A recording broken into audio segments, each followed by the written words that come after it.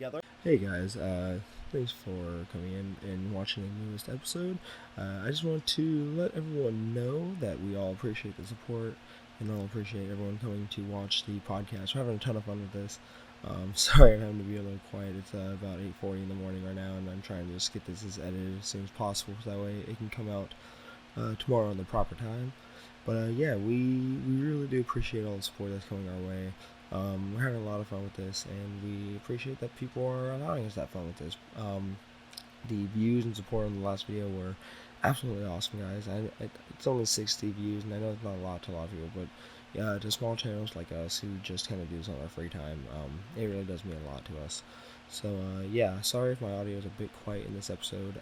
My microphone audio is turned down a little bit for some reason. Hopefully that should be fixed in the newest episode that will be coming out on next Friday. But for now, I tried to fix as best I could in this video. So yeah, go ahead and give this video a watch. I hope you all enjoy, and we'll see you in the next one. Bye, guys. Was that the voice I was doing? That's a little too raspy. A little more crazy, a little less mature. Yeah. Yeah. Name's Seal Lunster. You'll read about me in books. A little less heroin addict. I don't remember what it was. No, that one was pretty close. It was a little higher pitch, but that was just about Why it. doesn't Cameron just send you the audio file? You read about me in books. Look, I'm more than halfway through the other audio file. All right, y'all gotta give me time. That's a 2 hour and 20-minute long fucking recording. Seal Lunster. Read about me in books. That's. I think that's it. That sounds real close. Got it. Yeah, that was it. I have found the spot of my throat to stop. I'm not gonna attempt to find my character voice again Okay, because I kept well. changing it left. I'm going to get No. started. Okay. I'm not even gonna attempt a character voice because I have no clue what he. Just imagine, if you know Game Grumps, just imagine kind of Dan's voice. That's Zephyr. All right. Bless you. Okay. So first off, like say welcome back to. Welcome everyone to the second session. Last session was. I mean, it was the first session of any campaign. It was a little rough, but. It will only get better. Some would say it was on fire. I mean, like my description, because I had a lot go wrong, and having to fidget with getting displays and things to work. Now this should work out pretty well. Yeah. All right. Well, first off, okay, here we go. So it is the next morning, and everyone begins to wake up and get prepared for the day. As you recall, last session, everyone met up for the very first time, and you all talked to the captain as you made your way into the Kingdom of Pasto. Upon arrival, you would move towards the castle and actually meet the King of Pasto himself, King Henry, and he would tell you about the situation growing within his kingdom. Upon receiving the information, you would all be split up into groups to work together to ensure a higher survival rate in the growing panic within the kingdom's walls. And you all ventured through the kingdom for just a little bit, enough to interact with a strange character by the name of Donakai. And he just helped you around, showed you around a little bit. And finally, you would all retire for the night, going to the nearby tavern, to which an unexpected bar fight would happen, to where you would then slaughter every bandit that was in there. Luckily, you would all get away with it because of the mission you were on, and also the bartender would kind of hint that this kind of thing happens quite a lot. With that, everyone... And they were bastards. Yep, like that. And just like that, everyone wakes up in the morning. So... what are y'all gonna do?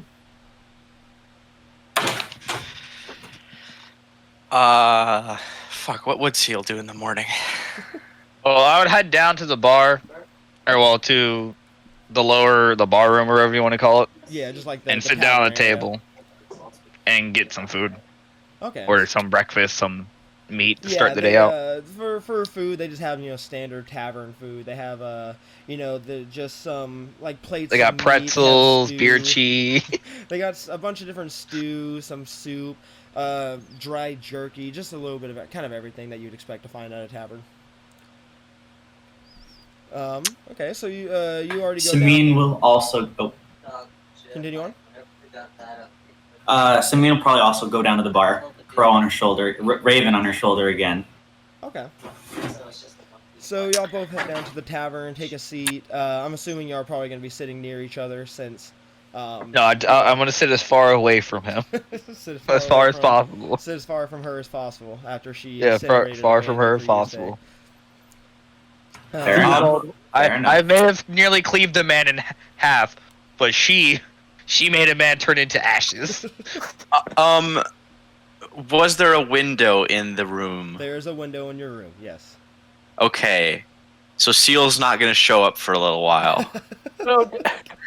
Yeah, so Theobald's going to go up and he's going to burst into Seal's room to... Okay, hold on. Before you do that, there are doors. Alex, is your door shut and locked? No. Okay, so you quite easily just bust the door open. What is Seal doing? Is there a desk or a table in the room? So the room is just like a little small room. It's like about the size of just like a normal room. It has enough room for a bed, a single what's that thing called? A wardrobe, a window, and then I guess it'd be like a desk. There's a little table with a chair. He is passed out on the table, the chair facing towards the window. Oh yeah, that's right. You got passed out drunk last night as well. That's part of it. He also got knocked the fuck out too, almost. I grab him and shake him by the shoulders and say, "Wake up, old man!" Fucking don't touch me! It's morning! Fuck. The stars are gone. You're right. Come on, let's go get breakfast. Fucking stars. And he is not a morning person, especially so when waking up suddenly. So he is dragging his feet to get breakfast. All right. So you both begin to make your way down the stairs to the tavern area as well. Zephyr, what are you doing at the moment? I am also going to head down and get some breakfast. I'll probably just order like a light soup or something. Okay. Yeah, so most of the food it averages just about like it's all really cheap stuff. The most you'll spend for like a really big bowl of beef stew would be like 4 copper. All right. Okay, and so you show up, you're getting some food. Colgrad, you said you're eating as well? Of course. Okay, yeah, that'd just be what did you want to eat? There's bowls of stew, there's different there's eggs. Just some jerky. Some jerky? Okay, that would just be like how much would you want? Just how much can I get is the question. I mean, it's like 2 copper a piece of jerky, so probably like 2 or 3. Okay. So that'd be like 6 copper. Well, all right, go on. I was gonna say, I'm gonna get some. Do they have bread? They do have bread. It's only 1 copper each. All right, so I'm gonna get a roll of bread and a thing of stew. Okay, a roll of bread and a thing of stew. So that will be 4 gold. All or not right. 4 copper. Sorry, 4 5. Copper, That should be 5. 4 copper. Sorry. Samina will get probably just some bread and some jerky. Okay. What would you describe as the most like out of a can food there? Most out of a can food? Yeah. They got beans? There's just some like jerky. You see some eggs sitting on the like on a plate, and they're not disgusting by any means, but they look like they've been there for a while, and they're probably. Seal's not eating those. He'll take the jerky. Okay, that'll be. You just want to get like 2 or 3 pieces? Yeah. Okay, that would be like 6 copper. All right. Old man, do you have any honey by any chance? Me? Yes, you. You're the only one here that's old. Hang on, how much copper did you say? That'd be. What did you get? 3 pieces, 6 copper. Okay. Honey. Yes, from the bees in your pocket. They're attack bees. Don't make honey. They're invisible, so that they don't make honey. I see. That's quite unfortunate. Yes.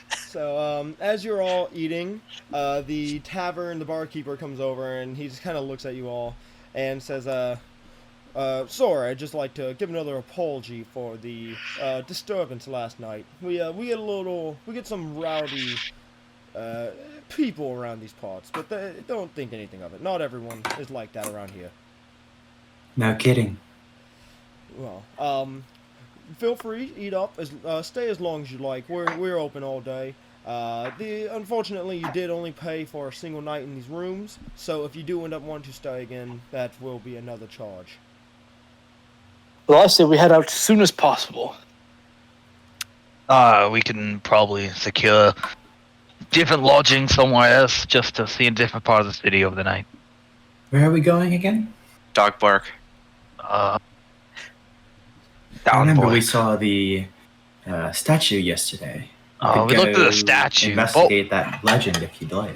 We could, but we did meet that interesting dwarf. What was his name again? That's a good Balder. question. Boulder. Did I write it down? Let's see. I did, but I I just think it was in my Balder. Google Docs. Let's Balder. see. It was Baldur. Is it I know. I actually wrote it down. I'm a liar. I didn't write it down. I wrote it down. Oh I yeah, write it never mind. down? Right here. I did That's a write it good down. question. Right here on my allies page. Sweet. Maybe I haven't. Oh no, there's notes in there. That's right. I forgot. That's where I wrote it down. I did not write it down. Oh yes. As good as ever. Yes, it was Baldur. Balder. I was thinking of going to see him today. See if I can get a new sword. I like swords. Wait, that's not what. Seal Lunster, you read about me in books. Sure. Alright. Well, I believe you may be able to put, depending on the sword, you may be able to put it in order, but it might not be ready right away. Oh yeah, of course. I'm gonna put order in. It's gonna be a special order. But I don't think we all have to follow each other around like we're a pack of lost ducklings. Good point. I have some word to spread, and I have a job to do. I'll be back. Seal makes moves to leave. And what is that job, Seal? And he's like, I grab grab on your cloak a little bit, not hard, but like not letting you leave just Theobald, yet.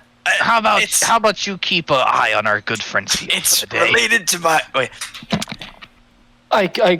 It's think related to my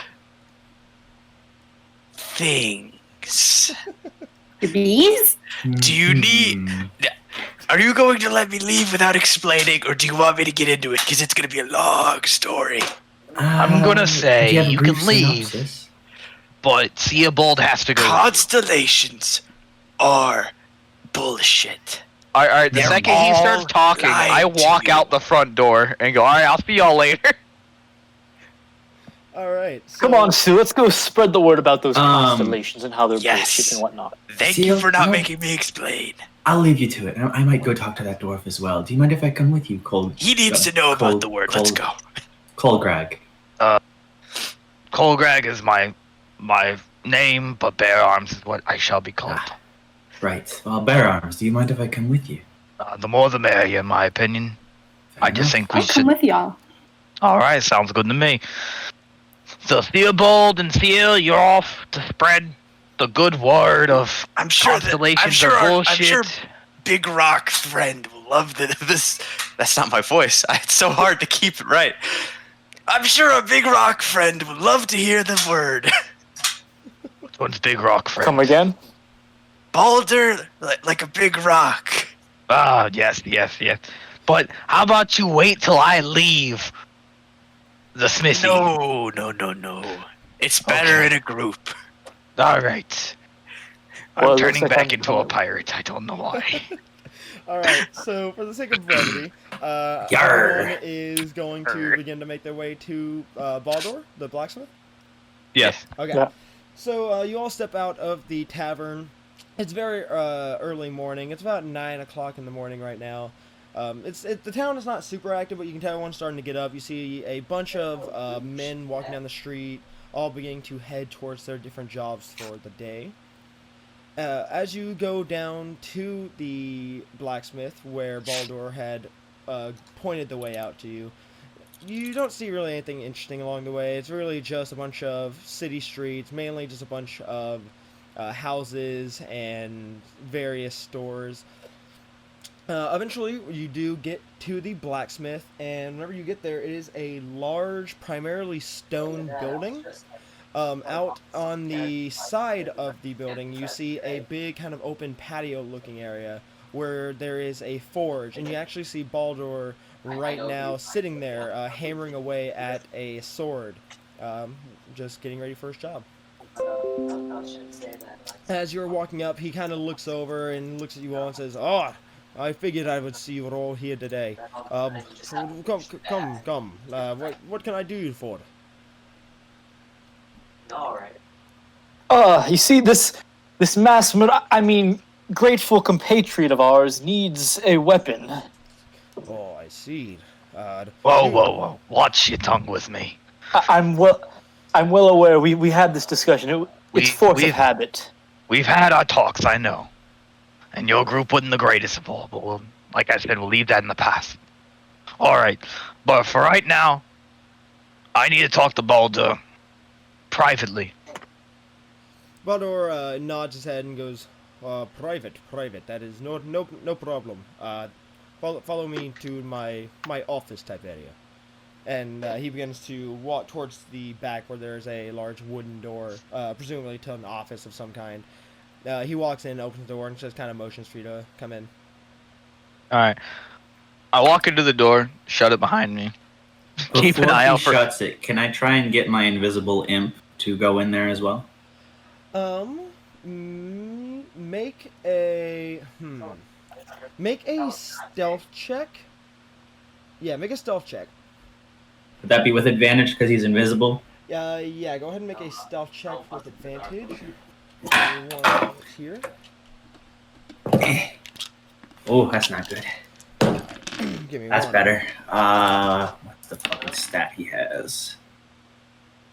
I need to 19. 19?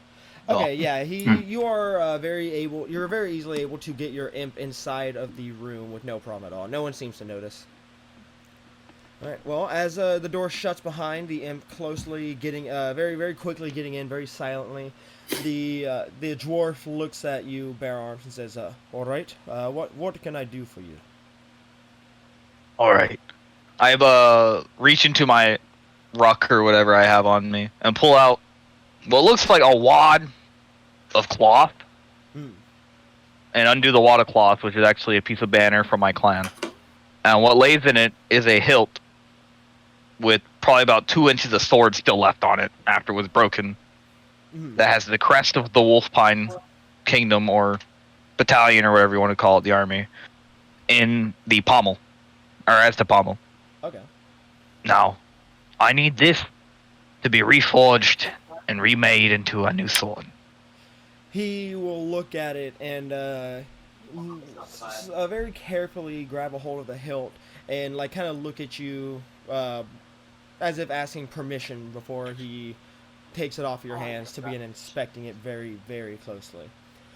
Yes, of course. You can do whatever it needs to be done. You are a master of your craft, I can tell.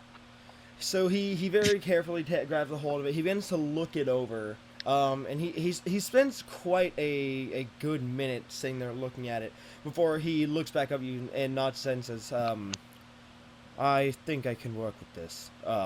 What specifically what are you wanting done with the blade?" Well, the blade itself, I need about be yay big, yay as in the size of a long sword. He just nods his head and goes, "All right." Is there any type of metal that you would want it to be crafted from? Preferably, I'd like it to be made of silver, if you can do that. I understand it's kind of a rush request, and I won't try to rush you or hurry you on this matter. And also, I'd like to keep the pommel intact, but I'd like 2 giant slashes to be cut or marked into the crest itself. He nods his head and goes, right. I can do that, but it will take me quite some time. It will be fairly costly as well.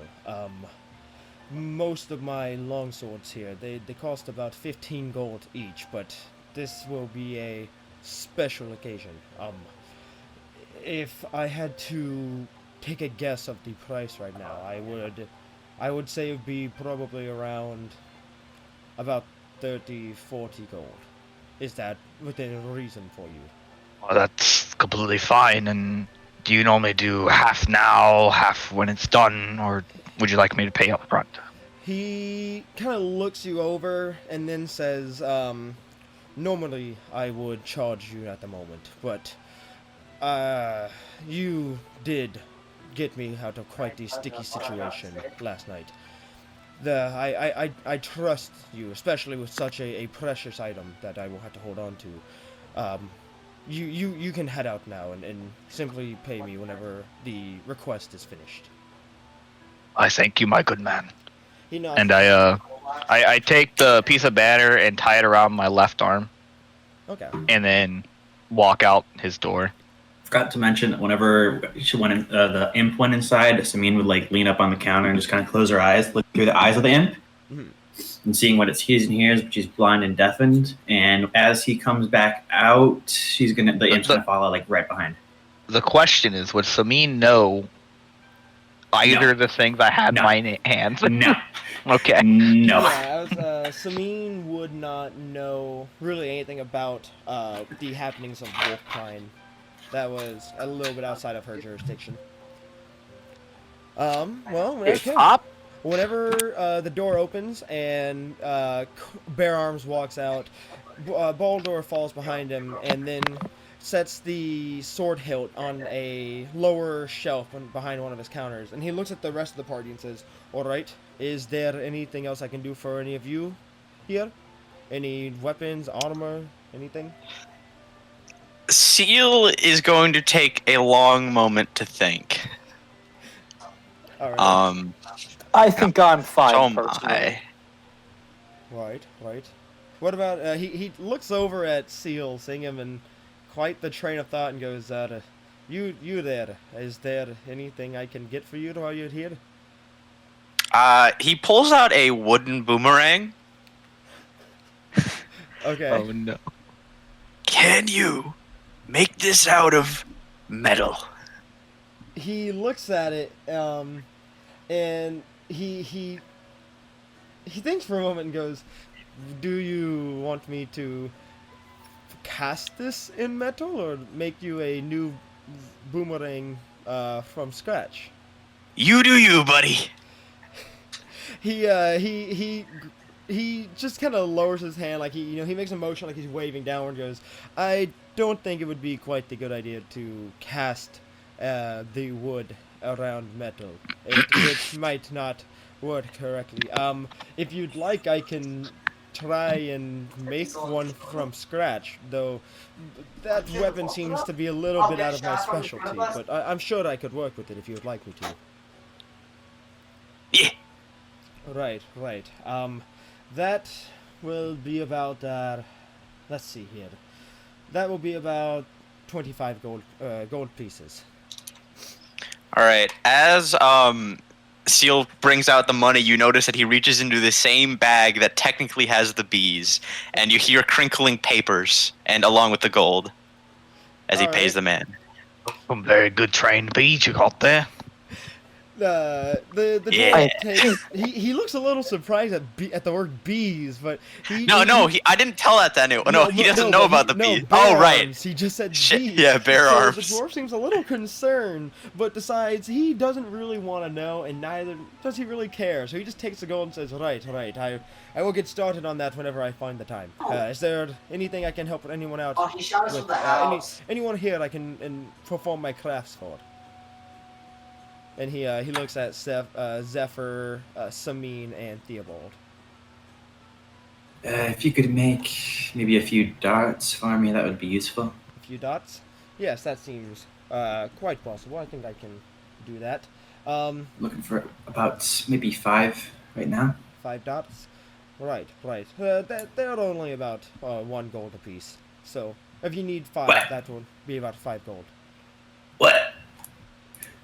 Hey, look, prices are negotiable, all right? I don't have a fucking dart pulled up right now. It says 5 copper pieces on the wiki. Oh, okay. Well, then fucking 25 copper. How much is that in gold? That's, 2 silver, 5 copper. there you go. Maybe that much. All right, that sounds good then. Thank you. Do you have them now, or will you be making them? Yes, you're getting a little boomerang.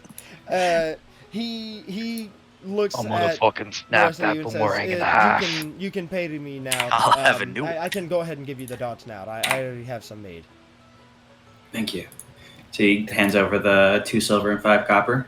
He just puts Yeah. it in a coin purse, and then he reaches behind a shelf, opens it, and you see all kinds of different weapons. He opens up a sack and pulls out some darts, and then hands them over to you. Yay. Alright. Is anyone else going to want to buy something from Boulder? I think I'm fine. You're fine. What about you, Zephyr? I'm alright on my gear. Okay. Okay. Well, with that, he nods his head and looks at Bear Arms and says, "I will get started on your weapon as soon as I can. Check Alright, back with me in probably about a week's time, and it should be ready by then." Thank you, my good Boulder. I'll see you. See you then. And he waves the rest of you out and begins to get back to work. I start walking. Do we I can't remember if anybody told us, but did we get any type of hint or direction? About the the rebellion, about what you're trying to do? Yes. No, not the rebellion. No, the ore puzzle. Oh, the ore puzzle. The ore legend. The only hint that you really have was given by Donakai, and he told you to probably check with the historians in the upper class district. Samin was thinking about getting there anyway, so I think, yeah. Okay. So, is everyone going to the upper class district to work on the ore puzzle? Regrettably, but yes. Okay. Seal is following whoever is in the lead. Okay. So, Samin will lead the way today this time. Alright, so yeah, y'all just... She likes knowledge. Y'all just exit the blacksmith and begin to make your way through the streets. You begin to make your way back to the upper class district of the city. As you're doing that, you see a... sorry, one moment while I'm pulling this up. I'm on the wrong page. You see a human walking... A human female, a human woman, walking down the street, and then suddenly she just stands in place and begins to scream, and then falls over on her back, and crawls away backwards in fear or something, but from what you can see, there's nothing in front of her. She seems to just stop and scream out of nowhere. I go up and try to calm her down.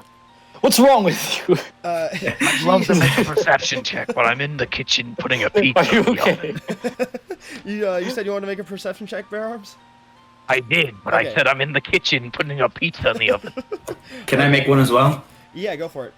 Let me know in a second. All right, and I got my ribbon on my shoulder, so I get that bonus. So that is a 21. A 21? What about you, Alright, Bear Arms? wait. Alright, just that back down. I've got +0 anyway. 11! 11? Okay, so Bear Arms, you don't really see anything. All you see is this woman just randomly fall over and start screaming as she crawls away. But Samin, you don't really see anything that she would scream about, but in the direction of which she was screaming, you can almost feel a dark presence where she was looking, almost like a spiritual, darker energy, but there's nothing actually there. Do I know like the main area it's in, or is there like an area, or is it just like a general presence? It's just like a general presence about 5 feet in front of her, just like in the middle of the street that you're walking on. But like I said, you don't see anything. You just kind of feel the presence. Let's see. I don't think I can do anything Theobald, here. you said you ran up to her and were trying to see if she was okay? Yeah. As you run up to her very rushedly and exclaim, are you okay? She looks at you and almost begins to scream again, but she stops and sees it's just you and begins to catch her breath. And she's like, yes, I'm fine. I'm sorry. I didn't mean to cause a disturbance. What were you screaming at just now? She looks around for a moment and seems very hesitant, as if she doesn't want to tell you. But she stands up and goes, "It's nothing really. It's nothing. I was seeing things. That's right. I was seeing things." Is That the doesn't presence look like moving, or just is it seeing just things. things? Can I do a perception check now? To see like what she was screaming at, or like see. Yeah. Yeah. See what go she was for it. screaming. All right, that's a D20, right? Yeah, D20 plus your perception. Plus my 1, 2, Where did I write my 9. 9. Yeah, Yeah. just like Bear Arms, you don't really see anything. It's just really just an open street that she was screaming at for no reason. What were you? Can I tell- Is there any spectators around, like just regular there are townsfolk? just a bunch of people walking down the street, but they don't really, like, they just look at her, And- but they don't really care. They kind of just keep going. Like I said, it's very early in the morning. Everyone's beginning to head to their jobs, so presumably a lot of people just don't have time to stop and see what this random lady's Okay. doing. Gotcha. Is the presence like, is it like magical or like? It's Can I hard, tell? It's a little hard to tell, but because you are quite experienced when it comes to magic, it definitely doesn't feel like any magic you felt before. In fact, it feels more like a presence that a living being would give off, or some type of entity would give off, rather than a magical presence. I'm gonna have my imp fly out of my coat, still invisible, and try and like up, and try and see if there's anyone like nefarious about. And can I do just a medicine check on the woman to see if she's like okay? There's nothing physically wrong you with her or roll anything. a medicine check, and Sameen, I won't make you roll a perception check since you already rolled a really good one. So while Bear Arms is rolling his perception check, so when your imp Medicine. flies, I got a up and- 4. Okay, I'll come back to that. She's dead. So as your imp flies up into the air and looks around, you don't see anyone that looks out of the ordinary. It looks like just a normal morning. Everyone's going to do their stuff. It doesn't look like anyone's performing a magic or anything like that to mess with the woman. Excuse me. Samine is gonna stand in the middle of where she assumes the presence is. Okay. Make a wisdom saving throw. Who boy? I think I have proficiency. While you're doing I that, do so have Bear Arms, as proficiency. you check the woman to see like if she's okay, if she's injured in any way, you really cannot tell anything. The only thing that you can see is she I don't even has know this is dark a woman. bags under, yeah, she's a woman and she has like dark bags under her eyes. That's it. That's It's all. a 16. It's a what? 16. Okay. Okay, so you begin to feel a very, not evil presence, but a almost undead, ghostly presence begins to fill your body, and you feel freezing cold for a moment. And it's Are you it's caught very up by difficult the to aspect move. of dread? And it's very hard to move for a second, but you very easily shake it off. And after that, the presence actually seems to disband as a whole. You don't actually seem to feel it anymore once you do that. I look over to Samine and go, "What is it? You send something? Got any clue?" Nothing definite yet. The woman kind of looks at all of you, and she just kind Hello. of waves her arm off, and she's like, "It's okay. I'm fine, really. I thought I saw something. You know, I really should get on my way." I help her up and let her get about her business. Mm-hmm. Did Boulder take my old boomerang, or was he just making no, a new no, one? he's just making a new Okay, one. so I'm looking at my boomerang and being like, getting a new boomerang. Woo! And now I finally kind of take note of what's happening.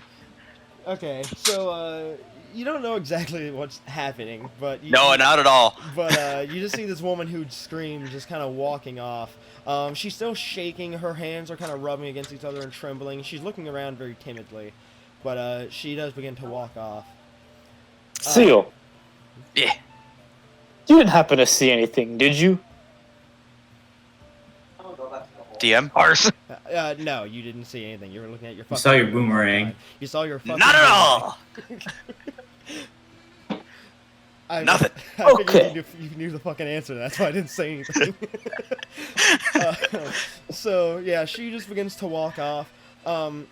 After a moment, though, she gets about probably 5 feet away, 10 feet away, and then she stops, and she turns around and rushes back over, and you can tell she hasn't slept in days. She's shaking, and a lot of the symptoms that you can tell just by looking at her, she seems to be very tired. She looks at Sameen and very, very shakily grabs onto your shoulders and looks you dead in the eyes and goes, you could feel it too, right? You could feel something there? Sameen nods, doesn't say anything. She looks at the rest of your party and goes, Are you adventurers? Do you help people? Seal's gonna laugh a bit, but not Sameen give any shrugs, context. But nods. I'm no adventurer, but I am a doer of good deeds. She nods her head and goes, then please just if I tell you something, please don't think I'm crazy. I've seen No. craziest things in darker days. Crazy gets you in books. Fucking books. She doesn't know what the fuck Seal is talking about. She's very confused every time he speaks. Ignore the old man. But, He's Fucking ignore me. She looks around at the rest of you and goes, I can't explain it, but I swear to you, I've seen the spirit of my dead childhood friend. I've seen her every day now for days, for weeks. I can't sleep because I see her just in my room looking at me. Does she That- try to hurt you? Does she try to do anything? Just standing. She doesn't seem like she wants to hurt me, but her body is just, it's so. She tries to talk, but she begins to choke up on her words, as if just trying to recall what the girl or what her friend looks like. Seems to horrify her all the way to her bones. Whoa. I think we need to get her a bed and That's maybe a heavy. meal. She shakes her head. No. I can't sleep. Because whenever I do sleep, I see this horrible thing. Well, if we What get thing? you to It's some creature. It's horrifying. It has no face. Just claws and rotting flesh and bone and these horrible eyes. Is there anything that Samid would know it's about, like, even maybe it's like heavier. a spell that's affecting her, or I would say roll Get an Arcana check. Roll an Arcana check, yeah. oh boy. Oh fuck, that's about to fall. I 11. noticed that I have a thing of wet wipes up on the top of my desk, and it was like half hanging over the edge. 11. 11. So you really can't tell if there is a spell affecting her, and you wouldn't really know of a spell that would be doing that. You'd think maybe some kind of illusion to cause the spirit of her friend to form, but when it comes to the actual when it comes to like an actual spell that would cause something like that for her dreams, you probably really wouldn't know anything about that. Would this be more like a spell that is afflicting her like now, like someone somewhere is casting a spell? Or is she like cursed? Would we have any idea? Would that Arcana check tell us anything about that? Or you just I would say if you want to know more about her, I'll give you a hint here. I'd say you might want to do a well, I want to do a religion check on that description. Oh, yeah, no, a religion check would work if you want to do a religion check. Yeah, on that description of the creature. Now this is a Fucking negative weird. 1, so we'll see how this do. Is it want to roll a religion check as well? Well, it's, Samino, a dead entity, so Yeah, no. Oh, I yeah, wanna especially roll 'cause a it's dead. religion. Okay, yeah, go for it. Y'all can all roll one. Seal's seen a couple things in his time as a shut-in. He'll try to figure it out. Undead kind of. I got a 10. A 10? I got a 12. I got a 1. 12. Okay, 10, 12, a 1, and a what? I think these dice are loaded. What'd you roll, Bear Arms? I rolled a A 5. 5. Okay. I'm wow. getting new dice. So, I'll give it a I'm try. switching my Okay, D20. you go for it. What is that? It's a D20? Yeah, D20 Yeah. plus religion. I'm just gonna go down the line for all of you. Oof, that's a 4. Oh god, guys. Oh my god, did any of us get So- above None a of us 12? are very godly. Are I we? got a Okay, 12. so, Seal, This you is like rolled my a 1. second one of the No, this What is my about third one of Theobald? the Okay, campaign. so Seal, you rolled a 1. Oh, sorry, my dogs want to go out. What'd Theobald get? Boys, I got a 10. alright, give me Okay. one second, I'll let my dogs out. You all know nothing. Okay, so you rolled a 1, Seal. So, as you Yippers. hear the woman talk, she's fucked up. And, no religion that would do that, because, you've been, the only religion you know is stars, and you don't even think that's a religion, that's just what you do. A hunch. Yeah, it's just a hunch. I'm gonna lean over to Theobald and go, I think I heard of this thing before. I think it's called schizophrenia. I forget I heard that. Bear arms, what'd you roll? A 5? I rolled a 5. So, you really don't know what could be causing this exactly. You have a couple guesses, really, but they're really broad guesses. The main guess you have is, you do know that there is an undead god cultist group going on right now. That's really all you could think of. Sameen, you rolled a 12? Mm-hmm. Okay, really quick, what did Theobald and Zephyr roll? 10. 10 and 4? I got 4. Okay, so Sameen, you, just like the rest of them, you really don't have an exact answer as to what could be causing it, but you definitely know that there's a very high probability of the cultists that worship Anumbros being the cause of this woman's anguish. Shite. Theobald, you rolled a 10. Yep. Just like Sameen, you really don't have an exact answer. If you had to take a guess, you do, like I said, know that there is the cult of Anumbros very, very present in the kingdom, and that very well could be a cause. Zephyr, just like Bear Arms, you don't really know anything either. You just figured that it could be any undead god for what you know. I think this might be the work of Anumbros. I agree. It might be something similar, or at least... The lady react to hearing Anumbros? She kind of looks at Sameen and Theobald when they say his name, and she goes, Numbros, as in the undead god? Yes, exactly. What would he have to do with this? Why would he... What? And she seems kind of overall confused and concerned. That's what I want to know. She looks at the rest of you and says, I don't know anything about the cult. I can't really say why this could be happening to me. I mean, is there anything I could do to? Could you help me? Is there anything I could do to help you to help me? When did the visions start? She looks down and starts to mentally count in her head and goes, It's been maybe 2 weeks now, 2.5 weeks. I'm exhausted. It's I've lost track of the days. I only know when it's daytime and nighttime. Hold up, 1 minute. Do I sound okay, or am I quiet, or is that just for Frank? You sound Okay, I can hear you now. Yeah, you sound fine to me. Theobald, by the way, not. Yeah, I'm gonna have to Fuck. edit that out. Theobald.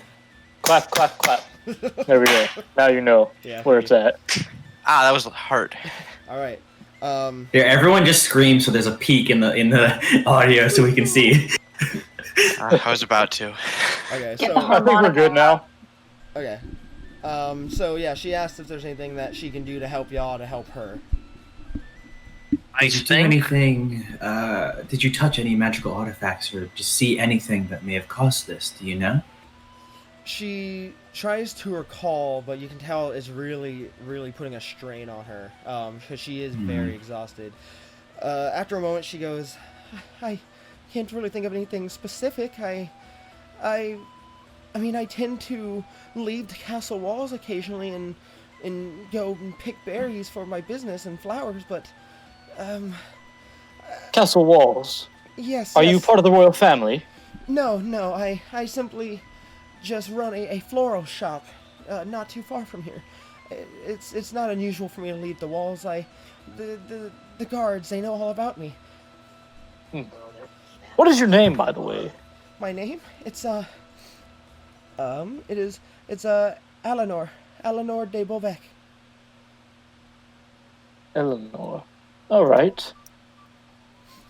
She looks at Samine and goes, I can't recall anything I would have touched. I did find a new location with plentiful flowers and berries, and I've never seen this location before. It was very strange. What do you think? How long Is ago? there anything different about that location besides it just having a lot more flowers and berries? She has to think about it again and goes, it used to be a church of some sort, but I never knew what the god they worshipped, what deity it was. The church, it fell apart before my time, before I could really know too much about it. I was but a young child. Where is this church located? It's if you were to leave the castle walls and begin to make your way towards Kalefall, the closest city out of the castle, it's directly east of it. It looked like the ruins of a church of some sort, but I don't know specifically what. You could tell when you're close, though. It's it's known for its name. It's Redwater. That's right, Redwater. Redwater Ruins. That's what we call it. There's a river that runs through it, and it makes its way down towards the other village, quite a walk from here, named Ainor, and the water is red. That's why it's called the Redwater Ruins. Thank you. I'll go there now. See if they can find anything that may have caused this. She looks at you and nods and goes, okay, but I would, if you plan to go there now, I would prepare. That travel, it's days. It's quite some time from here. If I had to take a guess, I'd say it's probably about 7 days, 8 days from here. That is a lot farther than I thought. Yeah. She travels quite a distance to. Pretty fucking far for some flour. Is that on foot, or would that be like by horse or by cart? So it is a 7-day walk by foot. That is just if you walk the whole way. If you were to rush, it would be about 5.5 days. And if you took a wagon, you could probably cut it down to about 3 to 4 days. Good. I am proficient with vehicles, land vehicles. Mm-hmm. I got my I driving. use my vehicle proficiency. Yeah. Now, Magnus. After she tells you all that, she nods her head and goes, so, with all these questions, that means you'll help me, right? You'll try and help rid me of these cursed sights? Of course. We'll try. I guess we will. She nods at him. Thank you.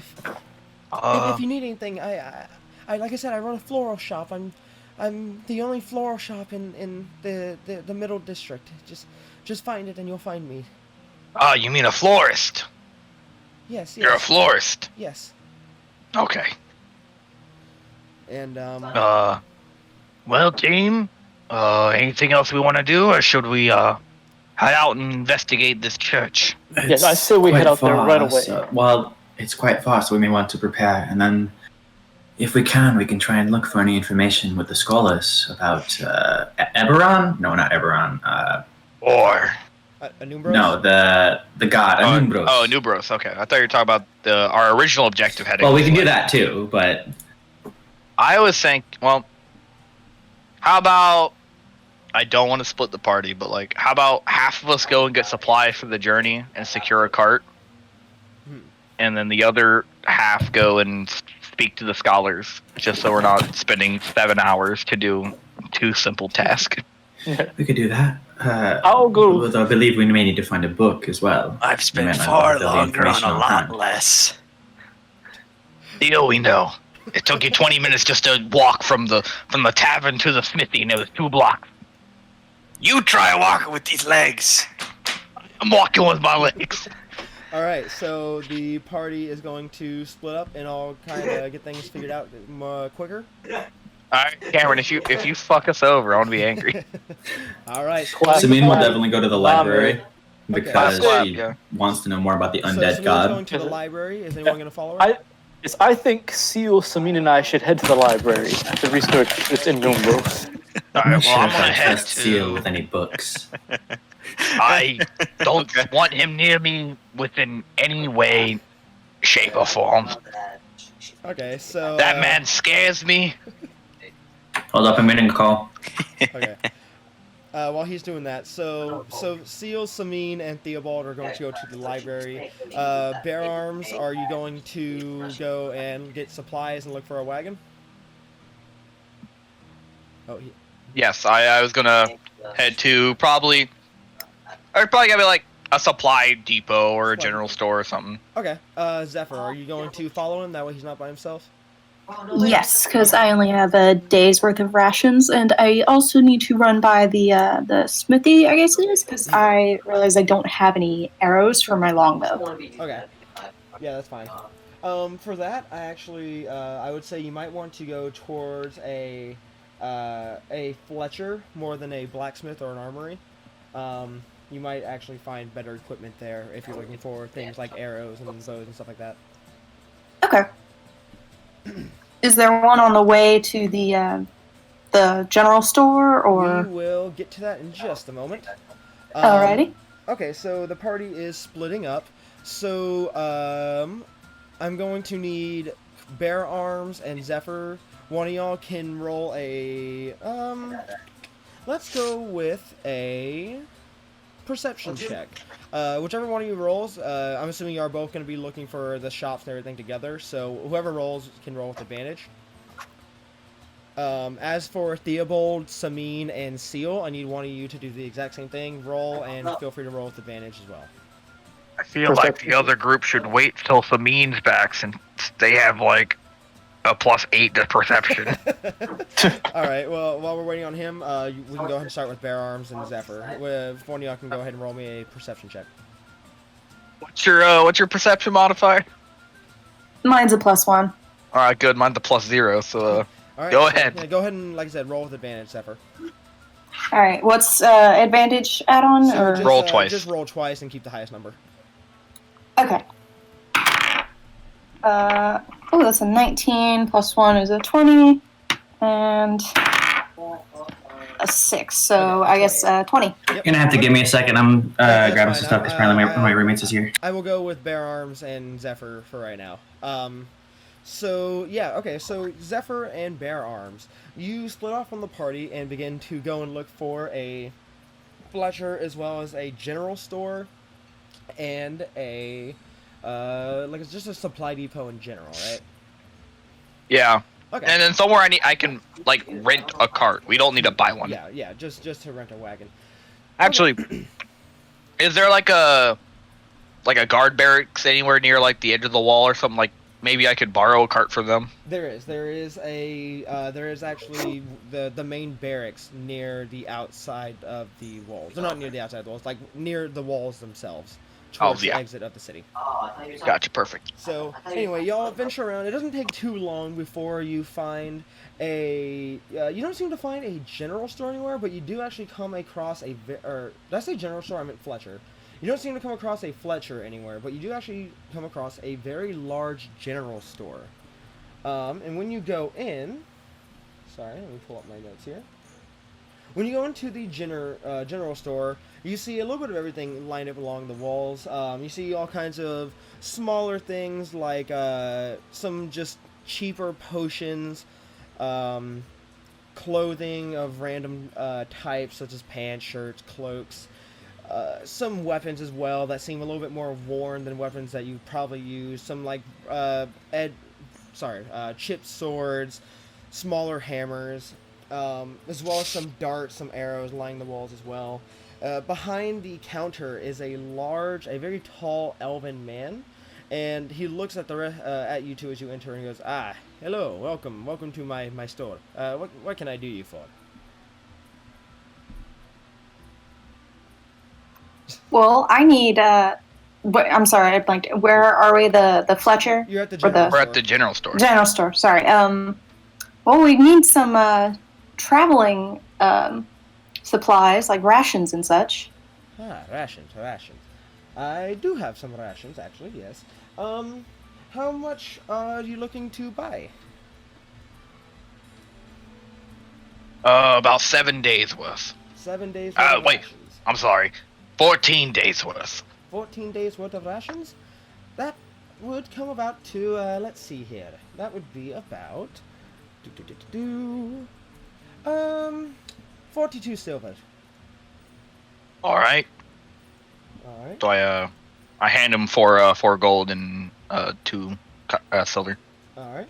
He takes it and reaches behind the counter, goes over to a glass shelf.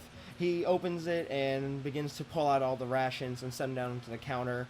And he nods and goes, alright, is there anything else I can get for you while you're here? Would you happen... Actually, never mind. This would be a stupid thing to ask for. Alright. Zephyr, do you want to ask about your arrows?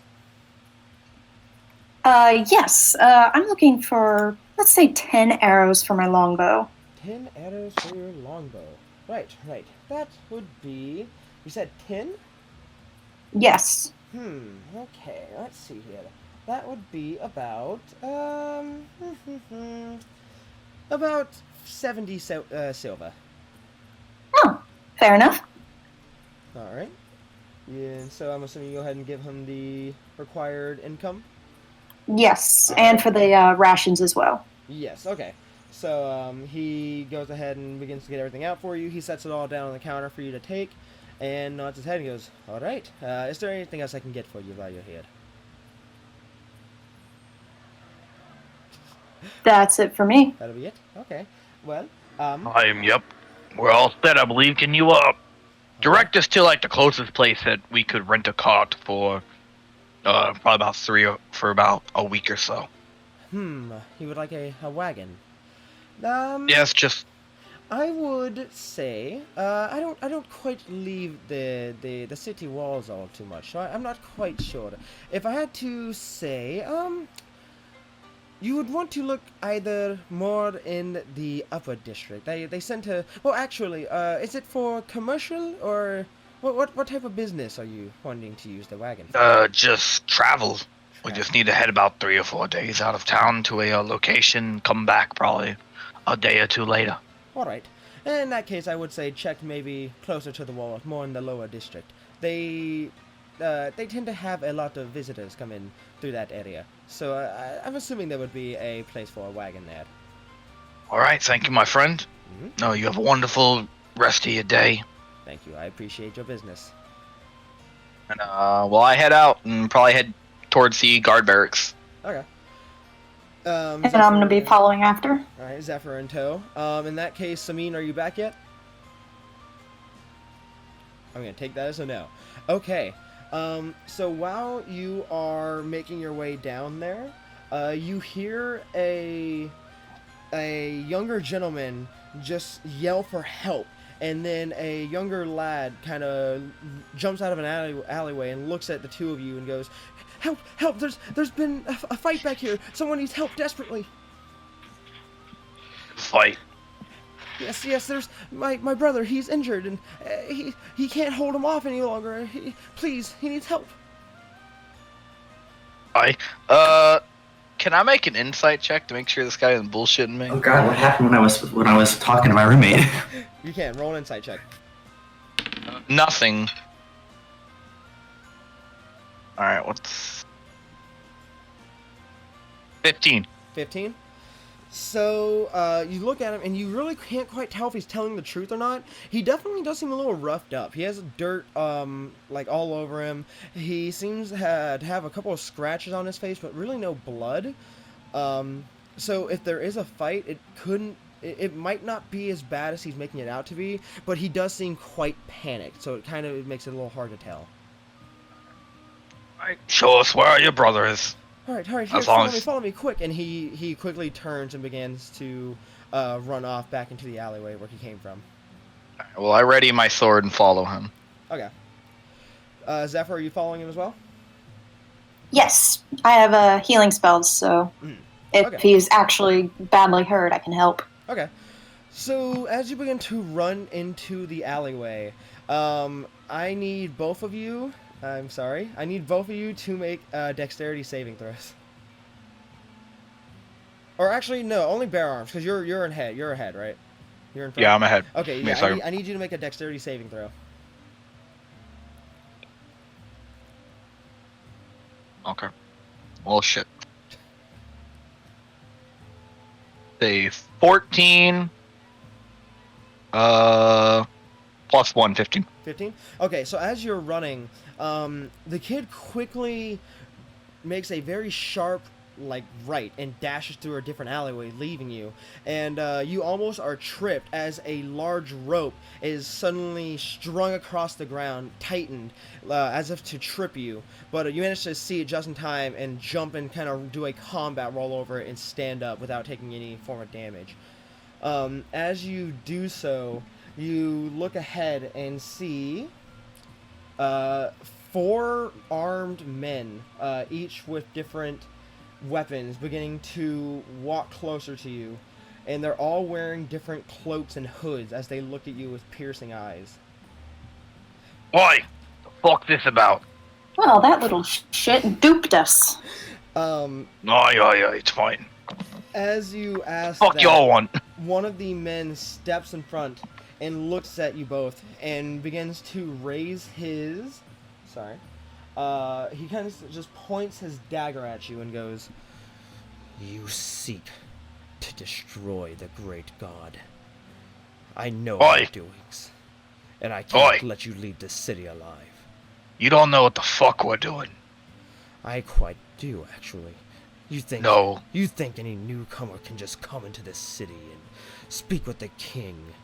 No, I know what you're doing. And You ain't the first king I've spoken to, and you won't be the last. As you're talking, you see 3 more cloaked men begin to come out from behind him, and they are all wielding daggers. So is that a total of 7? No, sorry, did I already say 4 people? There's 4 men. You did. I meant to say, like, the all other right. 3 are stepping up to, like, get right up. Gotcha. Now, we can talk about this like civilized people, or there's going to be some trouble for both of us. He just shakes his head and goes, "The only trouble is the afterlife that you'll have to suffer for eternal damnation." And with that, I need you two to roll initiative. Hey, DM? That seems Yeah. fun. Fuck you. I don't know what happened while I was away. Yeah, wait, I knew that kid Why are was you all bullshit. fighting? I knew that kid was bullshit. Fuck! So a kid screamed, and then I'm expending a D8. In case you're a little slow, Seal. yes. The kid was paid to bring these guys into the alleyway. Oh, so they're getting ambushed. So we're nice people. Really quick, Alright. while you're rolling your initiative as well, can you go ahead and can everyone send me like their icons they're using for D&D Beyond, please? I don't have one. Oh well, I have. yours, I'm it just doesn't matter. using one of the base ones, so I gotta use snips. Give me a second. Yeah, just go ahead and do that. I have to set up this battle. So Zephyr, go ahead and send me your picture as well.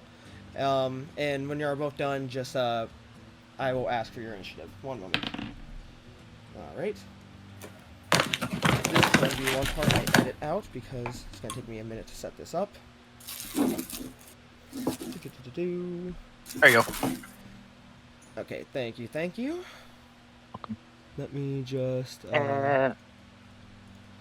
My initiative roll was 3 plus 1, and then I expended a superiority die. So I got Okay, hold on to that right now because I have a lot of numbers in my head. 12. Gotcha. Okay, that's 1. Okay. And then...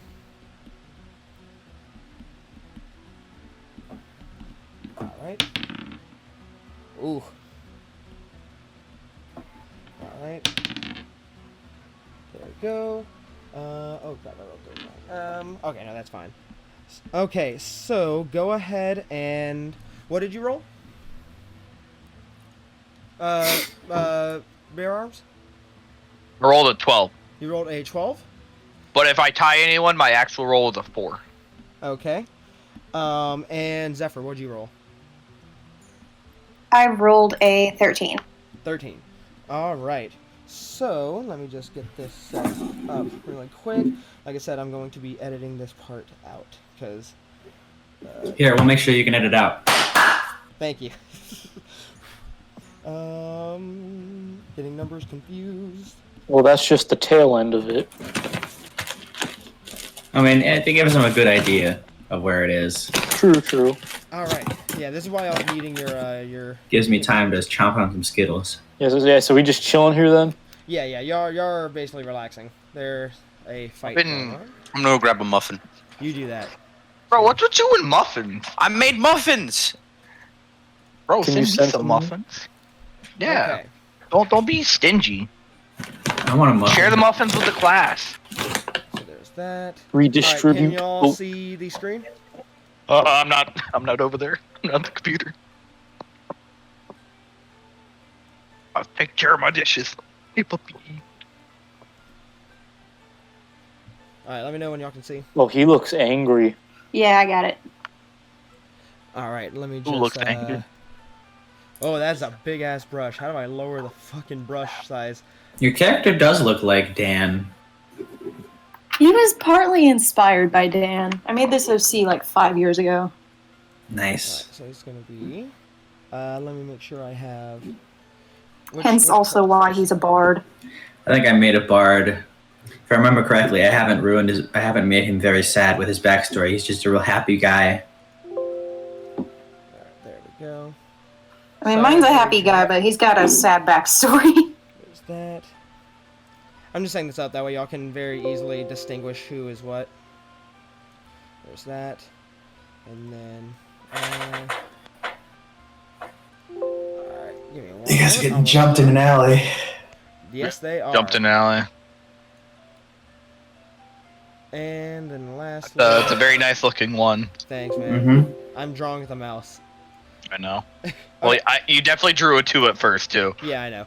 Okay, so up first is going to be this cultist right here. So he is going to look at you, Bear Arms, and he is going to run forward, and he's going to go cast Inflict Wounds. Isn't there still a rope right ahead of me? You jumped over it, remember?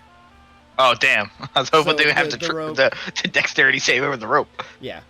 So anyway, he is going to run forward and cast Inflict Wounds. So does a...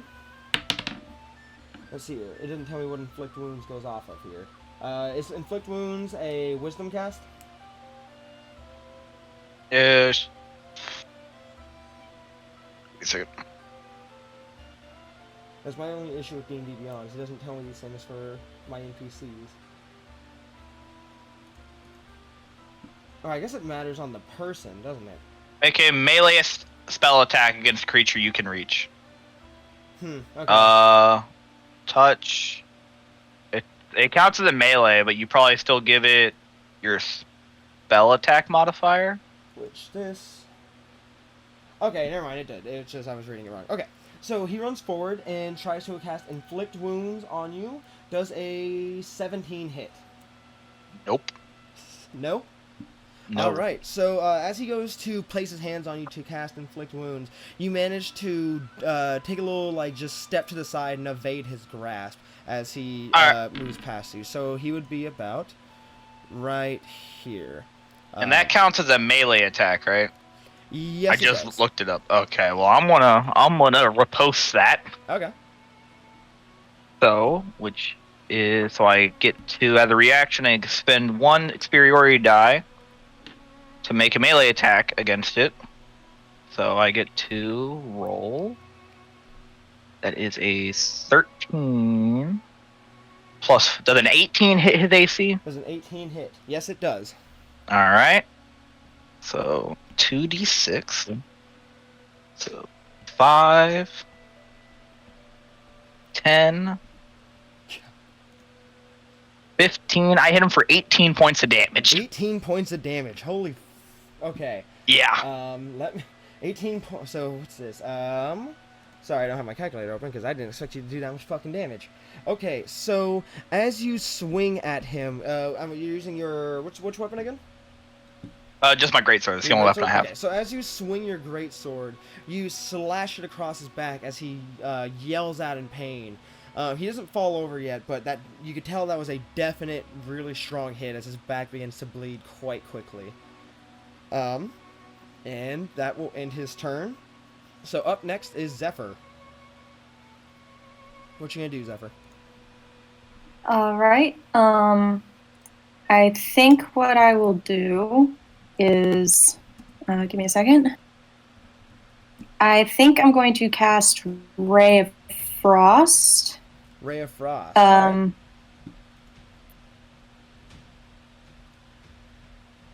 And I think I'll cast it at the guy that's further away. Okay, so the Fanatic, this one right here?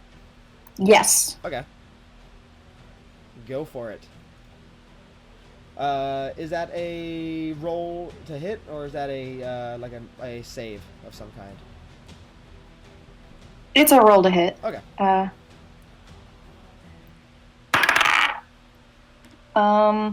12 plus 2, 14. Does a 14 hit him? 14 hits.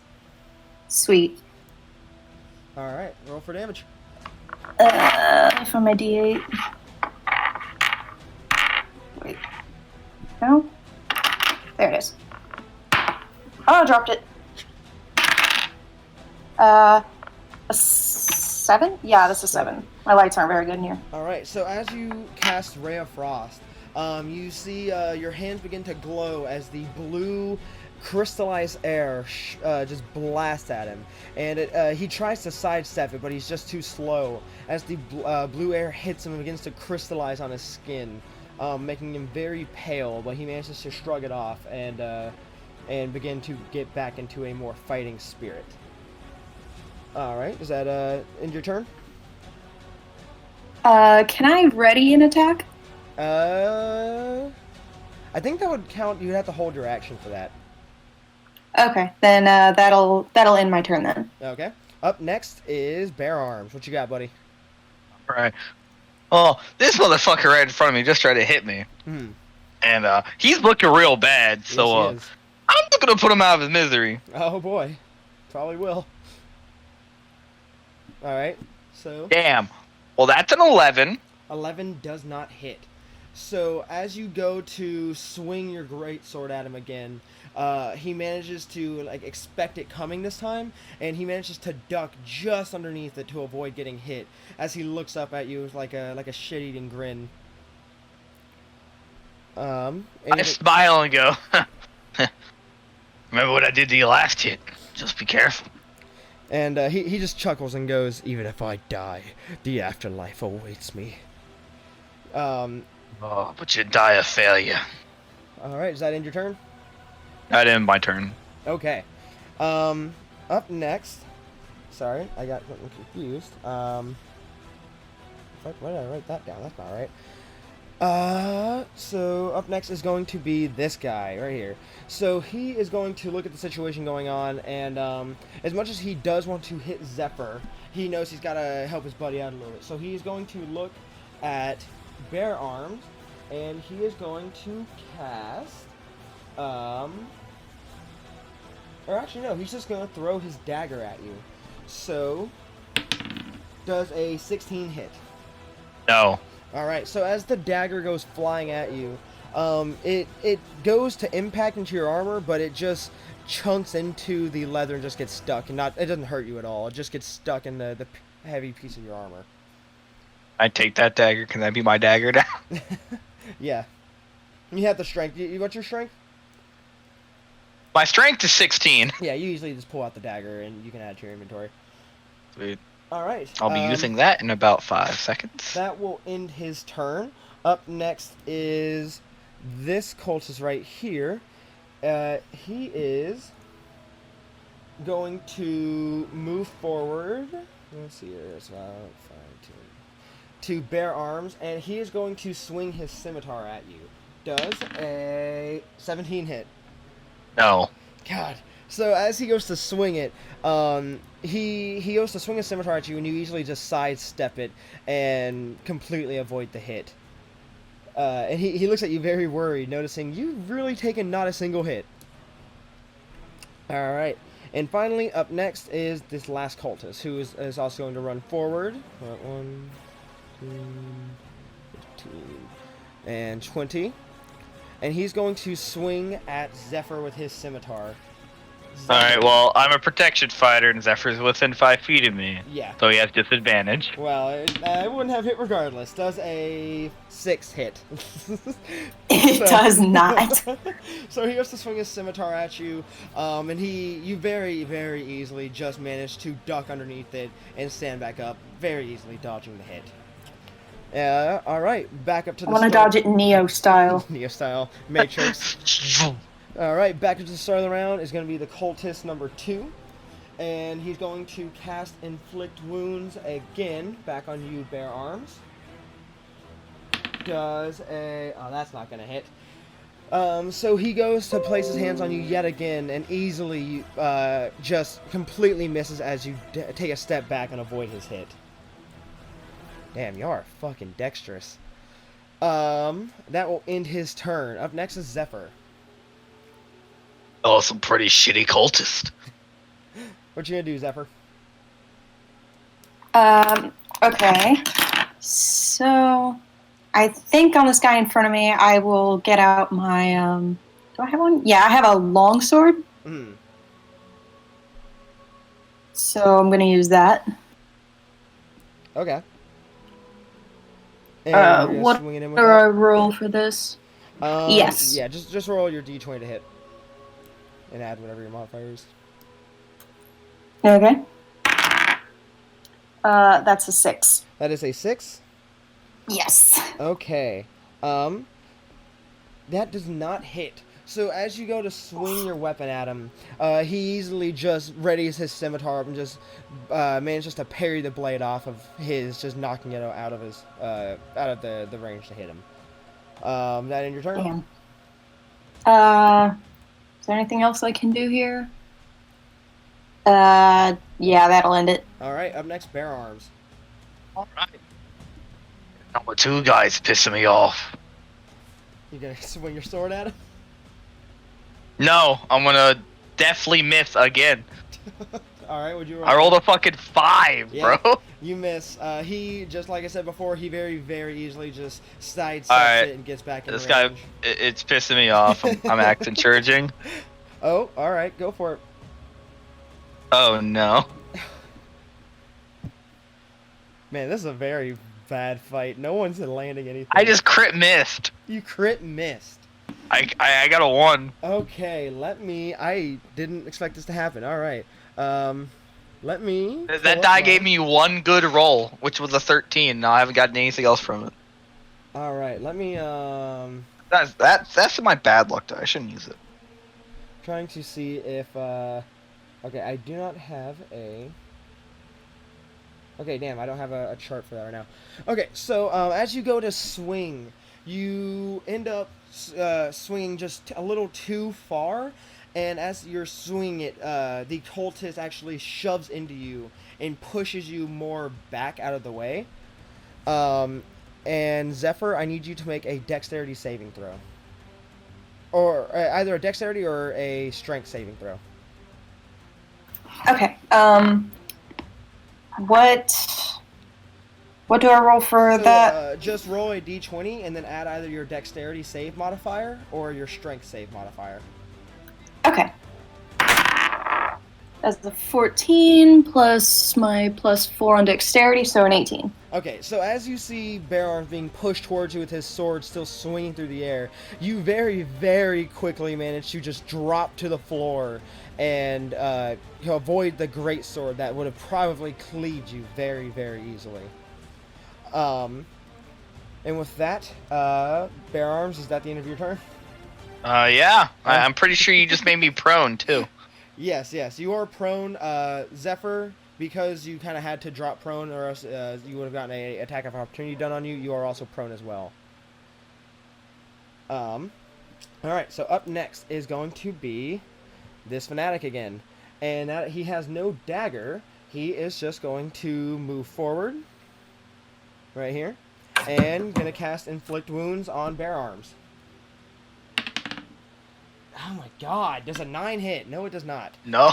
So he goes to. He tries to grab this you, is the but most anticlimactic fight ever. I know. This is We're all bad. just swinging in here like a mosh pit. This is so bad. He goes All to right, grab all you. right. Well, and that just- guy, I will. All right, I'm gonna expend another superiority die. Okay, I'm gonna riposte his attack, see if Okay. that does anything.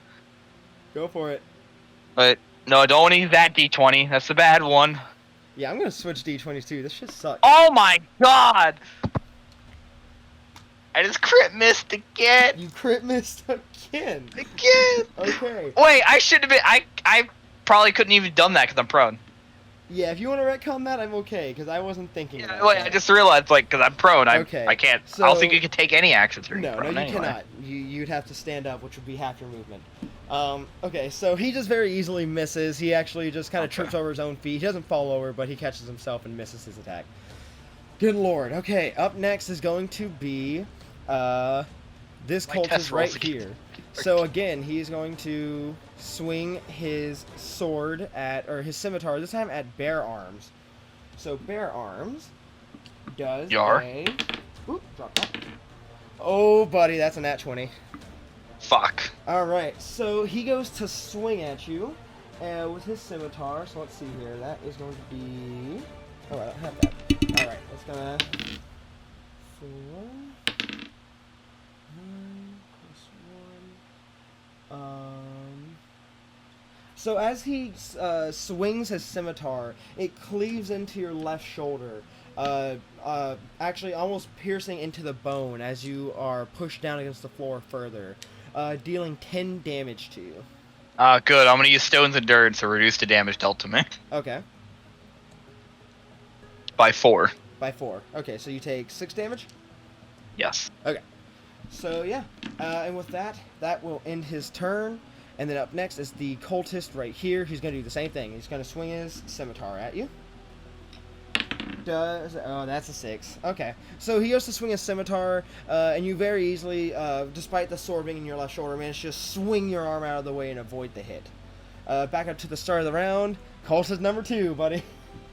So Let's go! My favorite! So he pulls out his dagger and goes for a slice on you. God damn, that's a 6 again.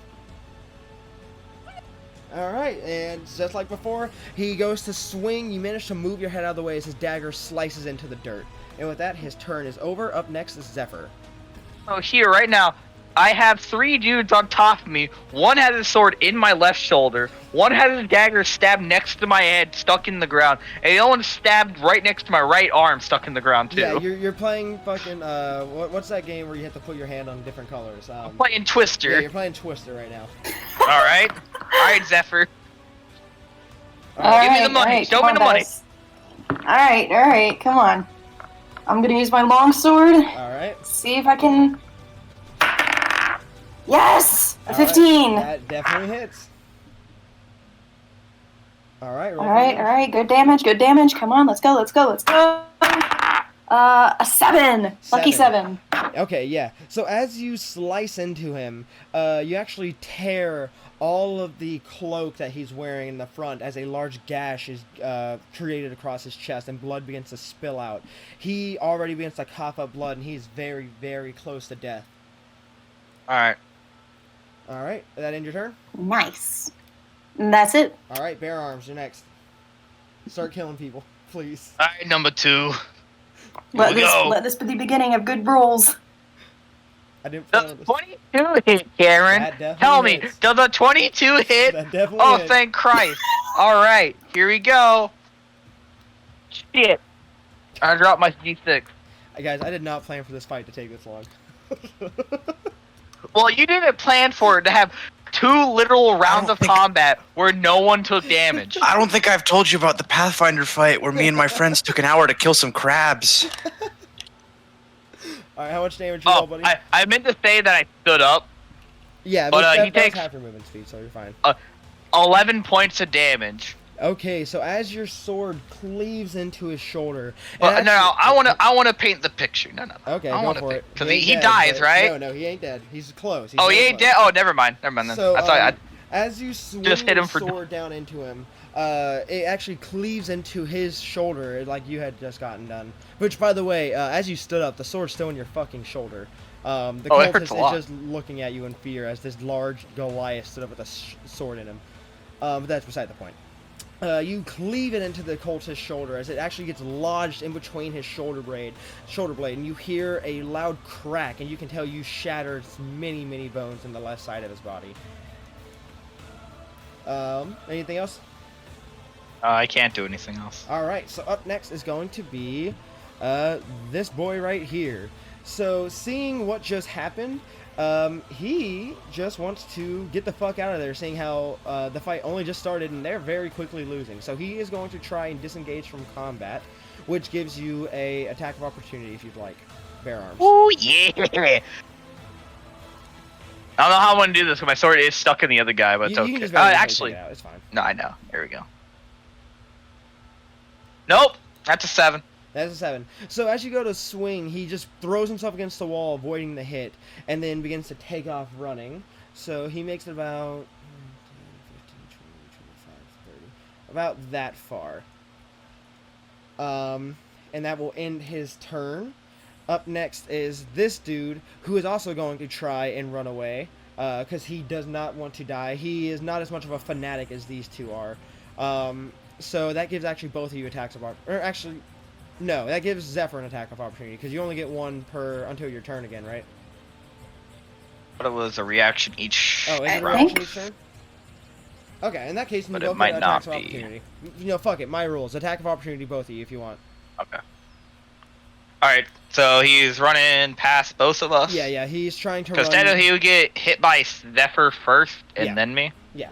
So Zephyr, go ahead and roll attack if you want to. Okay.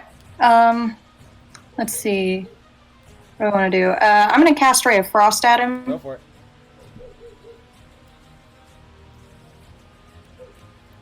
A 12. 12 just hits. Alright, roll for damage. 3 damage. 3 damage. Okay, so as he turns to run, you very, very easily catch, like, he's trying to get out of there. So you raise your hands, and just like before, you shoot a glowing blue ray of just smoke and dust. And as it begins to hit him, he goes to cry out in pain. But before he can do so, his mouth just slowly stops making sound as his body freezes and falls over. And he is dead. So... Coward. Yay. he is dead, so I'm just going to delete. Alright. Just evaporates. So, Thanos style. up next is this cultist right here, and he goes to swing his scimitar at you, bare arms. Does a 16 hit. No. Alright, so as he goes to swing, you easily just swing your sword back over the other cultist and knock his scimitar away, swinging him to the side. And that will end his turn.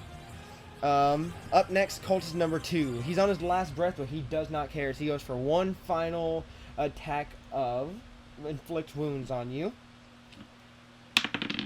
Does a 20 hit, not natural. Yes, a 20 does hit. All right.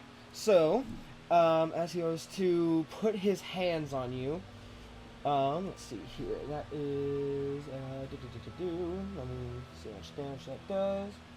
Okay, where's my D10s here? D10s, oh my. That is not a D10. What the fuck? My D10's gone.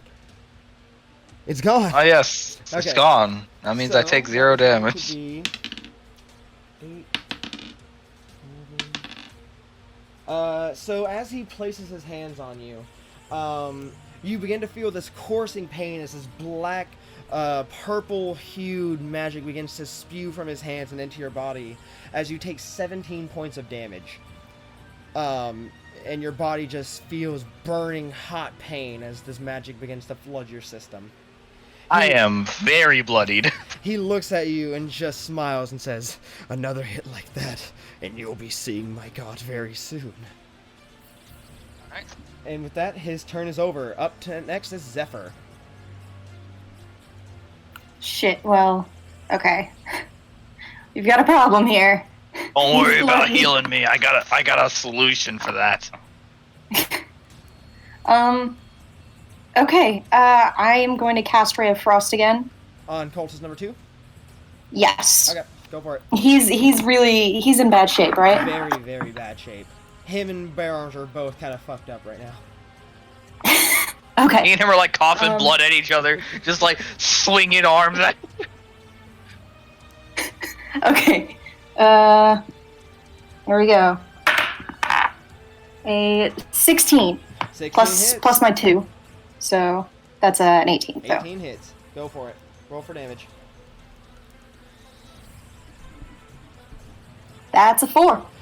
That just does it. So as you shoot your Ray of Frost again, My kill. you cultist, the fanatic looks up at Bear Arms and opens his mouth as if to say something, but before he can actually get any of his words out, Bear Arms, you watch as he slowly begins to ice over and his eyes glaze shut, and he falls over on the ground completely solid, and he is dead. What?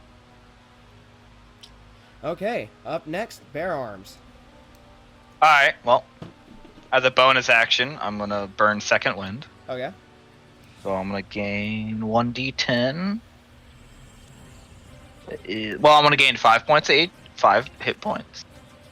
I would Doubles just my like to current point out health. that the cultist in front of you has not been touched. Oh, good. Alright, so I'm gonna swing at him, my greatsword. Okay. Do it. Swing. Does an 11 hit? Just No, I misses. think. As just you I was about to say, I think he swing said it was a your 12, great fuck. sword, he manages to dodge out of the I way. keep taking hitting a my other very, die. very quick back step as your great sword slams into the ground, and he looks at you pretty scared because he knows that one hit could have very well done him in. Oh, oh, trust me, it very well could have. But that doesn't stop him as he grins. Sorry, hold on. Let me write that out. But that doesn't stop him as he grins and goes to swing his scimitar at you again. That's another nat 20, buddy.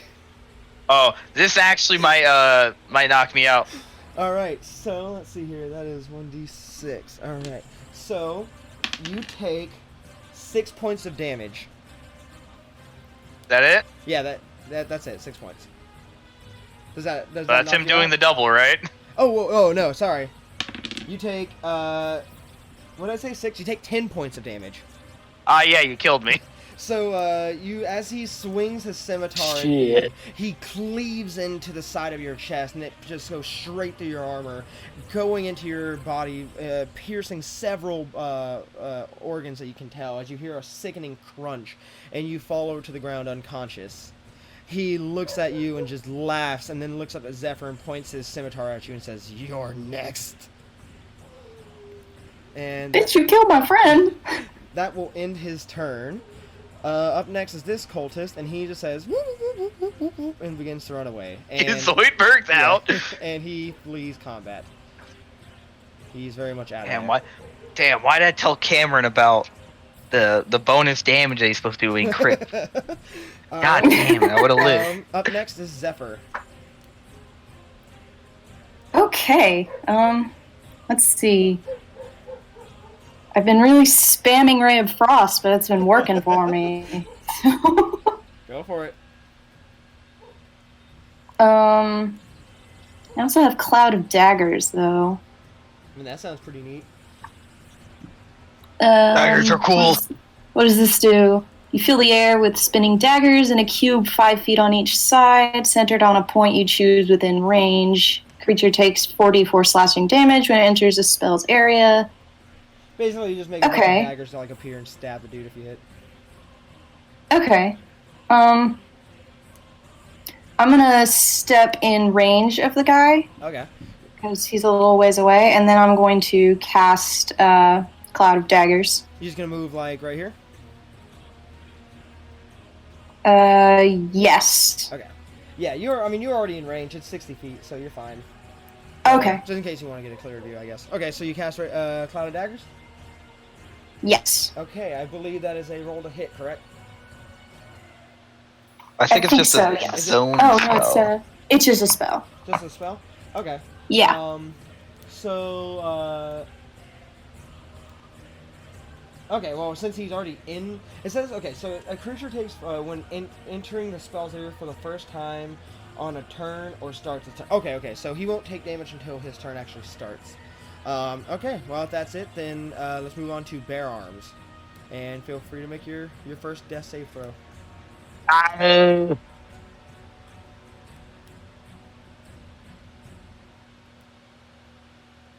That's a failure. That's a failure? That's All right. a failure. I got a 3. Damn. Yeah, as you try to as your body's trying to stabilize itself, you just kind of cough up some blood. It's not looking too good for you. Up next is this cultist right here, in which, since his turn starts, he takes 4d4 slashing damage. Can you go ahead and roll that for me, Zephyr? Yes.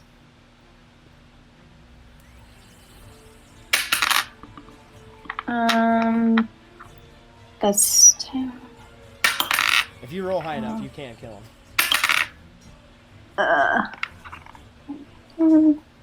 I think he only has 10 HP. Added up, that's an 8. An 8. Oh my god. So as he tries I to move, did some good shit. so as he tries to move forward up to you, he just gets slashed to hell by the daggers, just all over his arms, his legs, his chest, but it doesn't quite put him down, as he's just bleeding everywhere, and he has this insane look in his eyes as he looks at you and says, "I told you, you're next." And he goes to swing his sword at you, his scimitar. That does not hit. So as he goes to swing at you, his arm's just too weak from the loss of blood, and he swings way too slow as you easily just parry his attack and easily deflect it. Up next is Zephyr. Alright, I'm just gonna cast Ray of Frost at him, since that seems to be my finishing move. Fucking go for it.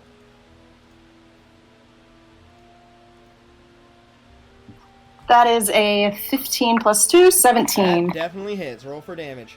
Actually, don't even roll for damage. There's no way you can fuck this up. How do you want to kill him? I'm gonna freeze him, Okay. and then as he falls, have him shatter into a million little pieces as he hits the ground. Alright, yeah, so as you cast your Ray of Frost, his body begins to freeze, and his maniacal smile just stays on his face. But all it takes is one final push from you, and his body slowly leans back and then slams into the ground as it shatters, and millions of frozen blue and red bloody pieces go flying across the floor. And that will end combat. Gross. Help me. So if you, Jeez. do you want to try and stabilize him? Yes. Alright. I have cure wounds. Alright, go for it.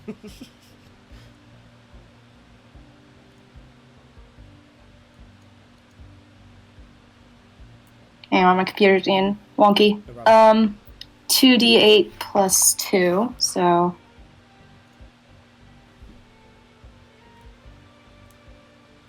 That's 9. 9? Okay. Oh, thank God. Did that stabilize you? How much do I have to be stabilized? Positive. Yeah, you have to be positive. Yeah. How much? What, I was at exactly 0. Okay. I had yeah, exactly yeah. 10 hit points when you hit me for 10. Oh, alright, yeah, cool. So as you I'm place at your 9 hands on HP him, now. your hands glow a very soft, warm yellow glow as your magic begins to course through his body. His wounds begin to heal up. The blood begins to stop dripping. He definitely still has some injuries on his internals. He can definitely feel some bruising on his insides, and it's going to take his ribs some time to heal up, but he's alive and the bleeding has stopped. Fuck! This shit fucking sucks. That goddamn kid, I want to kill him. Where'd he go? He is very, very much gone. I know. Alright. Let's go to the guard barracks. We'll find a medic. And we'll secure transport. Alright, so you're all just going to So no more helping, helping children limping. is the lesson I feel like we've learned. The lesson we learned here is Cameron doesn't like us splitting the party. So, Y'all are gonna continue on your way to the barracks near the walls. We're gonna take a break from y'all for a minute, and we're gonna go hop over towards Seal, Samine, and Theobald.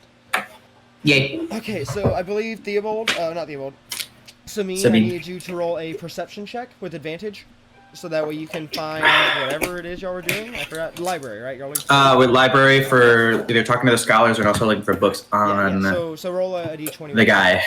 For Enumbros. perception. Aha. That is, thank God I have a +8, a 15. Okay, so you haven't really been to the city before, so it's really new to you. You don't really know where anything is. But as you look around, you do remember actually passing the library when you actually first entered the city for the first time.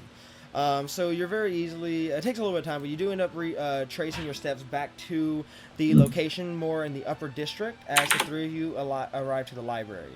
When you get there, it is a larger building. It's about, if you had to take a guess, probably about 3 floors, just by looking at it from the outside. About 3 stories tall. And it's pretty large. Like, you have a very high chance of finding what you want while you're there. Okay. Is there like maybe an index, or maybe like there's like a clerk or something that would help guide me to certain books? Yes, actually. So as you walk in, you can see the librarian at, you see a short gnome at one of the bookshelves on top of the ladder, and he has a book in his hand. He's just kind of flipping through it as if checking if something is in order. And he looks up at you all and goes, "Ah, visitors! Welcome to the library." Yes. I was wondering, did you have any books on, what was his name? I keep forgetting to write it down. Enumbros.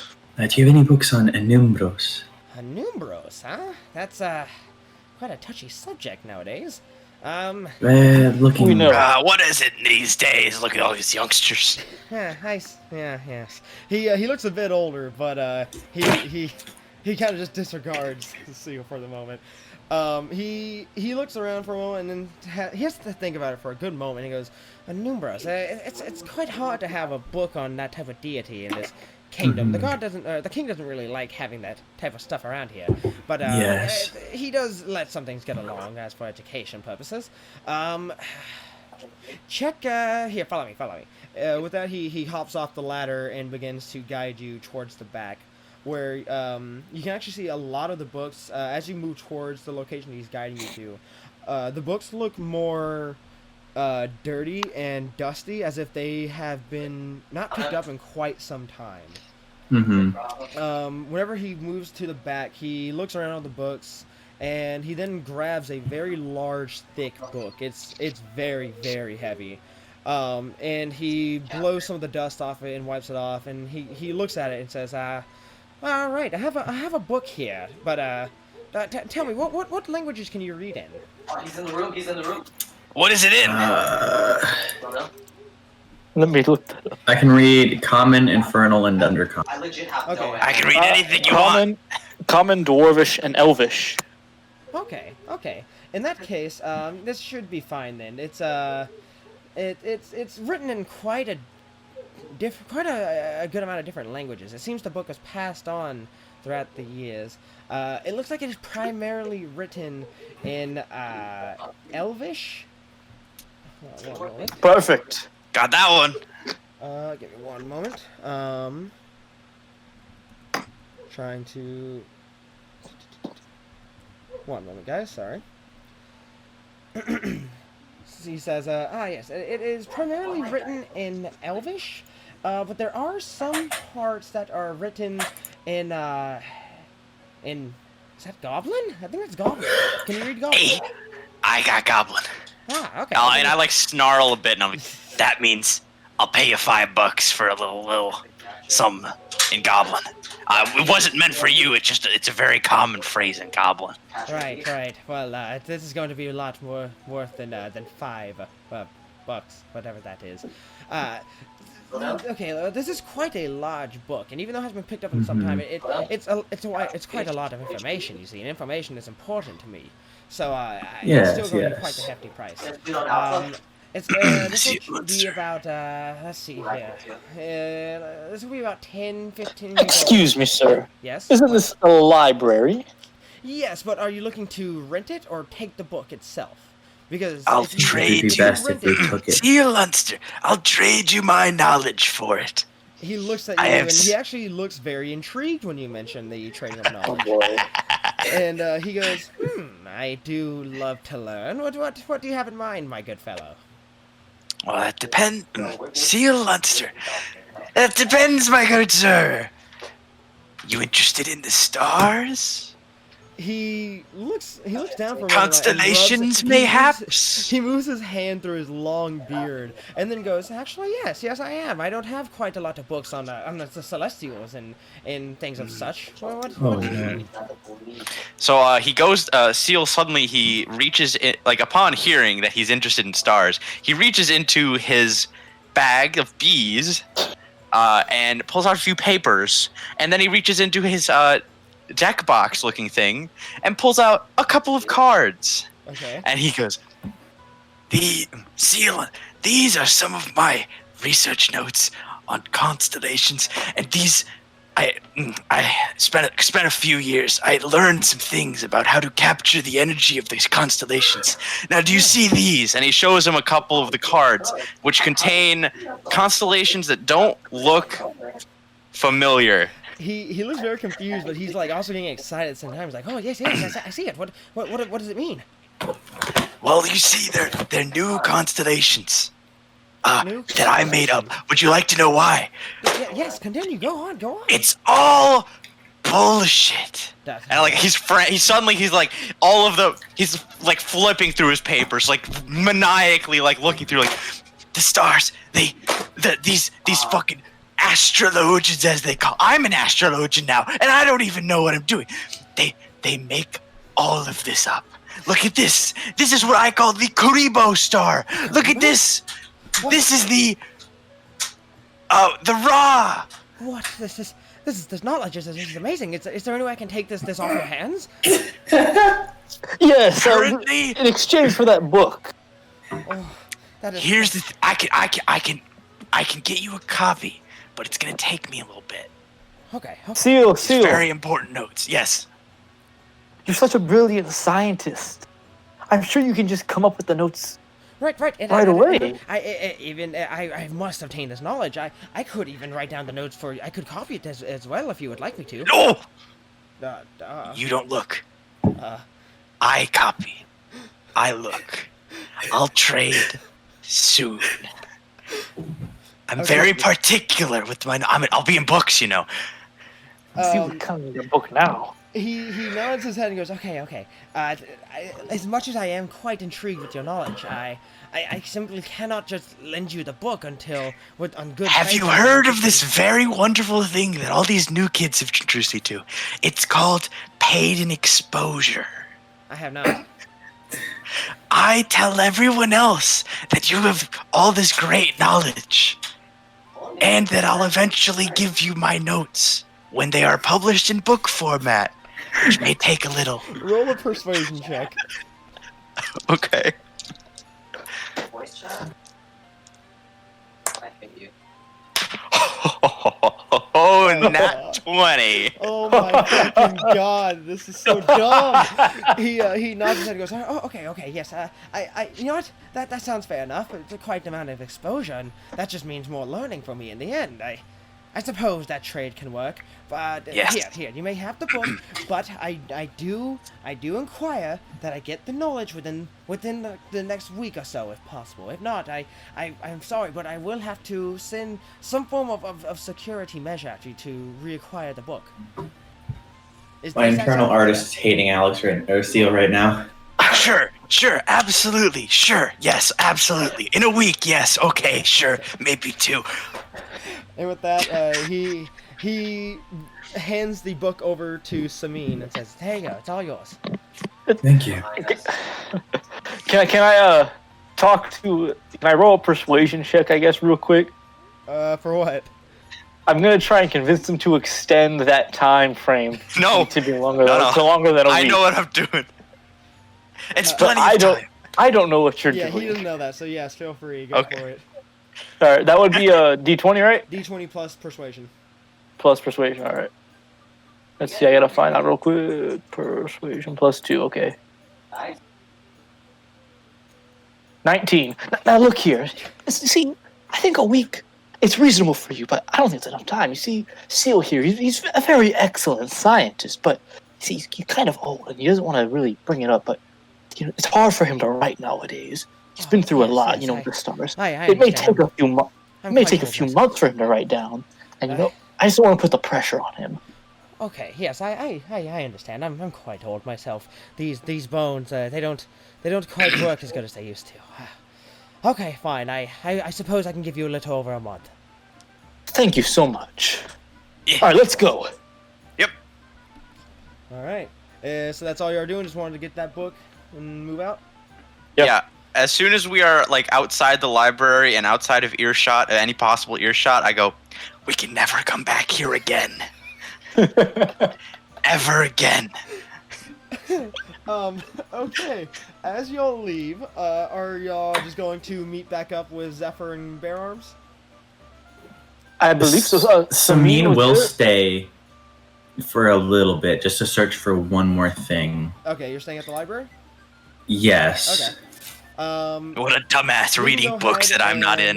So, Theobald and Seal, what are y'all doing? Are y'all going to meet back We're- up with we're- them? Yes. Okay. Seal's panicking.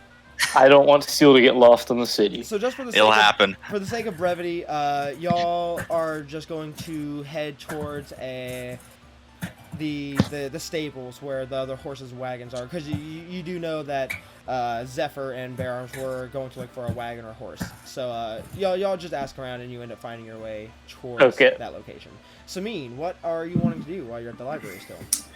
I'm gonna ask the gnome a few more questions, specifically about any book, the Raven Queen, and then if he knows anyone named Bragel Clanbrew.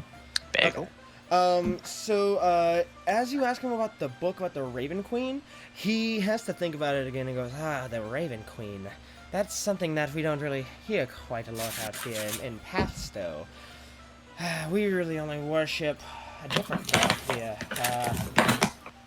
I suppose I can find you a book with more general knowledge, but I'm not quite sure I have anything specific, if that would be okay with you. That would be useful if you could. Right. Here. So he kind of wanders off for a minute, and he's gone for a good minute. He ends up coming back with a book. It's not quite as large as the book on Anumeros, but it's still fairly large. It's written in common as well, and he hands it over to you and goes, "This book, it's a little worn over the years. It's been checked out quite a lot. It's not as in good a shape as it used to be. I'll only charge you about 5 gold." That's fine by me, thank you. All right, he hands you over. The book. Did you know? Do you know anyone named Bragel Clanbrew. I can't say I do. Why do you ask? I'm not sure, to be honest. I just remember hearing the name every once in a while, and I was wondering if you knew anything. But if you don't, that's fine. I'll just go catch back up with my friends. I'm sorry, Thank you. I don't know the name. If you wanted to ask someone who might know something, there is this young man, this nice young man who I see walking around quite a lot in the city. He seems to know quite a bit of just random knowledge. If you wanted to ask him, he is a. Do I know who they're talking about? I think. Yeah, he says he's a half elf.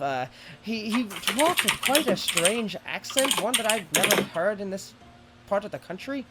I don't remember his name. It starts with it's like something Kai. I didn't write down his name. Can I get some help here? It's Donakai. He's talking about Donakai. Donakai. He goes something like starts with a Dawn. I don't quite know. But I see him. Donakai? Donakai. Yes, that is it. He knows quite a lot about everything. I'm not quite sure where he gets it from, but I'm sure he might know something. All right, thank you. Well, I'll try and speak with him later then. All right. Thank you for your help. That, by the way, Of course, I'm gonna toss him an extra gold piece as I leave. He knows and says, "Come back anytime. My knowledge is always here." All right. All right. So, everyone begins to head to the stables, I presume. Yeah. All right. So, while everyone's heading there, Colgrag, you've already arrived with Zephyr. You've been there for quite a while. Wait. We were heading towards the barracks, not the okay. stable. Well, I mean, like they're in that same area. Okay, gotcha. They're Okay, both, just they're making both sure. near the walls. Oh, my voice. Okay, so you're going to the barracks. Whenever you get there, you see a large human man wearing just a light chainmail, or not light chainmail armor, like just a big, heavy-set chainmail armor with a warhammer in his hands. He looks at you and goes, "Yes, can I help you with something, citizen?" Looking to borrow a cart for probably about 8 or 9 days. Borrow a cart. That's quite the request. Why may I ask why you didn't go to the stables? They're not quite far from here. Well, being of you and I has the same mind. I'm a veteran of a very, very old war now, Oh, and you being a current guard, and me and my group of adventurers. I cough a little bit, blood coming up a little bit. he looks at you, but there's really not much you can do about it, so he kind of just... Yeah, I know. And we're working for the king, and we believe this lead will bring us closer to discovering and working out this Anubros problem. Ah, I see. You're working for the king. You're one of the adventurers. He flew in yesterday. Aye. All right. Can I show him my letter from the king? Yeah, Just to- actually, that will. As you show him the letter, he takes it and actually sees that you were addressed by name, and he goes, "Oh, I see. You were addressed by name. That is quite rare to get from our king. Yes, I can easily make something work here. A wagon for just about a week or so. How many people are going to be traveling? 5. 5 people. Okay. Do any of you know how to particularly drive a stable? Aye, I'm proficient. I'm proficient in driving cars. In land vehicles. I'm proficient in land vehicles. Yes. Aye. He nods and goes, "Okay. In that case, then I do not need to assign any guard to accompany you. Yes, there's a horse. There's a 2-horse drawn wagon down in the stables, right down this way here. If you take it, just show them the letter and let them know that the front guard let you take the wagon." And what was your name, son? My name is Salkar. Salkar? Salkar, yes. Said he was an orc, didn't you? No, I said he's human. A human? Yeah, human. Oh, your parents must have hated you. Yes. He just chooses to ignore that as he steps out of the way to let y'all move forward. Alright. Alright. Where's the rest of my fuck? So, just for the sake of brevity, because I love brevity, I'm sure everyone loves brevity, the rest of you, after beginning to... Who the fuck's brevity? As you begin to I'll make your way fucking down to the smash 'em. stables, because, like I said, the stables are very, very close to the barracks. You see Zephyr and Bare Arms talking to the guard, and you're able to make your way over to him. And read My the- God, what happened to them? We got tricked by You just see, like, an I'm just urchin. covered in blood. Like, my left arm's kind of just hanging there limp almost. We got tricked by some urchin child, and then Colgrad got his ass beat real bad. Really? The great Aye. Colgrad Bear Arms got his ass. Hey, We beat their ass. that motherfucker hit me for fucking 6 points of damage. What the fuck was I supposed to do about it? I suppose got the booked. years haven't been kind to us. Hey, we got jumped. We got a book. Yeah, We'll catch it up. Alright. On a Numbros, in exchange for perfect. some of Seal's knowledge, Uh, which I still don't know what it is. Technically. Yes, knowledge. See us knowledge? Let's just say we have a month. So you're saying you stole it? No. No. I No. think you stole it, because there's It's a no knowledge library. in that. No, we bartered. It's a library. You take books all the time. I bartered my knowledge, and he bartered his. Do you plan on returning it? No, we Yes, of traded. course. All right, now I'm getting mixed signals. Is it yes, of course, or is it no? Probably. If Seal does not pay with his information, I will pay for the book myself. I figure it can be useful to me. Aye. And then you'll pay me to read it, because I can read Goblin. I Or I won't could pay pay you someone shit. else to read it because I don't necessarily trust your languages.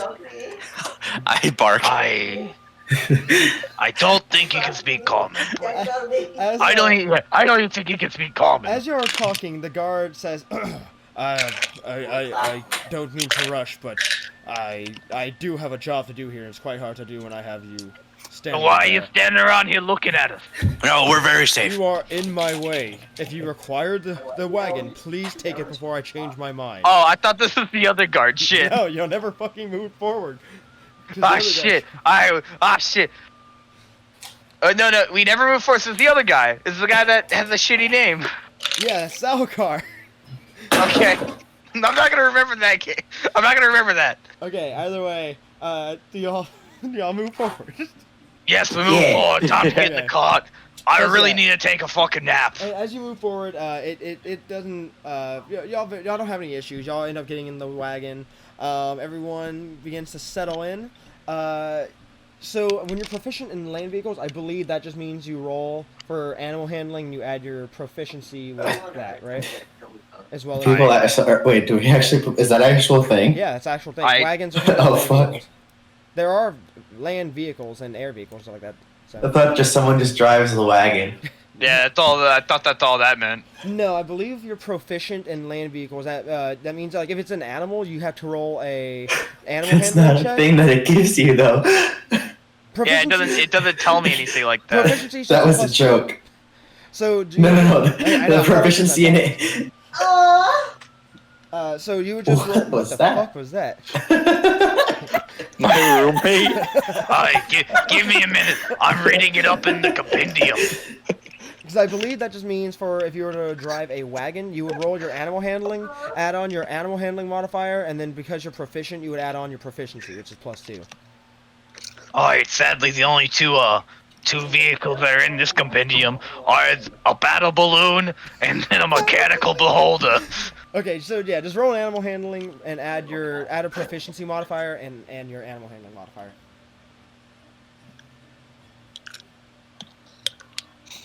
Alright. If it's bad, I'll give you advantage because you are proficient. So So what was it? Animal handling? yeah, animal handling. Alright, shit, I gotta go back to my thing. 'Cause I fucked up. That is a 13. 13? Okay. So, as you begin to get in the front of the wagon and you grab the reins to the horses, at first they seem not really too thrilled to have this giant Goliath try to kind of order them around to guide them where he wants them to go. But all it takes is a little bit of just, going up to the horses, giving them some pets, showing that you mean no harm, and eventually they end up warming up to you. With that... Were you going to do something? No. Okay. With that, everyone loads up to the wagon, and I'm assuming y'all begin to set out on your trip. Yep. Okay. Yeah. So, go ahead and also for me, Bear Arms, I need you to roll a survival check. Because you Aye. don't... Because y'all don't know the exact area of the ruins. You know the general location, but you don't know quite the exact area. Alright, I found my other d20. So survival check is plus 0. 12. 12? No, I don't know why I said 12. It's 10. 10? Okay. So, you don't quite know exactly where you need to go. And like I said, you know the general location, but as for the exact specifics, you're not quite sure. Regardless, you begin to set out on the road. And at this point, there are 2 ways y'all can go here. And I want to let y'all decide. Y'all can either take the path out of town and go towards the nearest city, which is Kalefall, and go to the ruins from there, or you can go straight to the ruins from Pathstow itself. Let's go straight to the ruins. I don't know what that was. When the fuck did you become Scottish? So everyone- What the fuck was that? All right, Did you so- play? Someone play my warlock? All right, so Probably go everyone- straight to the ruins. I have nothing else to do. Okay, so everyone's going straight to the ruins then. That's what everyone Yep. wants to do. Okay, Aye. so you begin to set out on travel. It is quite a distance to get there. It will take approximately, let's see here. 7 days. Yes. Well, that would be 7 days on foot. Oh, yeah. Kobolds live. So Uh, this will take you about crap. I don't have the exact number on my side. That's a lot of math, and I don't want to fucking do that right now. So we'll say it cuts down at least a good 2 days. So it'll take about 5 days worth of travel to get there. So as you begin travel, what is everyone doing while you're in the wagon? I have I turned put- into a dog. No, is it? I pick up the dog then. No! And I start like heading Bark. in, but then I lean in really close to it. Now listen here. Bark. I know you had no intention of it, Bark. but you really need to start filling out that knowledge for that good librarian. And I put him down. I pick him up and say, or else. And then I put him back down again. Bark. Can someone please? Yes. Can someone please drive this goddamn car? I am literally bleeding out up here driving. I'll take it I then. need to take a nap. Okay. I'll take. Yeah. Okay. Bark. Sameen will either be reading the book on the Raven Queen, or was it a book on the Raven Queen, or was it just like a You have general? book on, it's a book on just gods in general. Okay. I think it would be more a book. Or wait, 1 minute. Queen. Actually, she's not necessarily a god. Just patrons in general. Oh, Because okay, yeah. Most patrons can be gods as well, and most gods can be patrons. Fuck! I should have asked for a book about the Shadowfell. Damn it. Searching. But she'll be either doing that half the time, or the other half look like she's sleeping. But she'll actually be watching her through the eyes of her imp, who will be flying above the cart, looking out for any danger. Can I smell imp?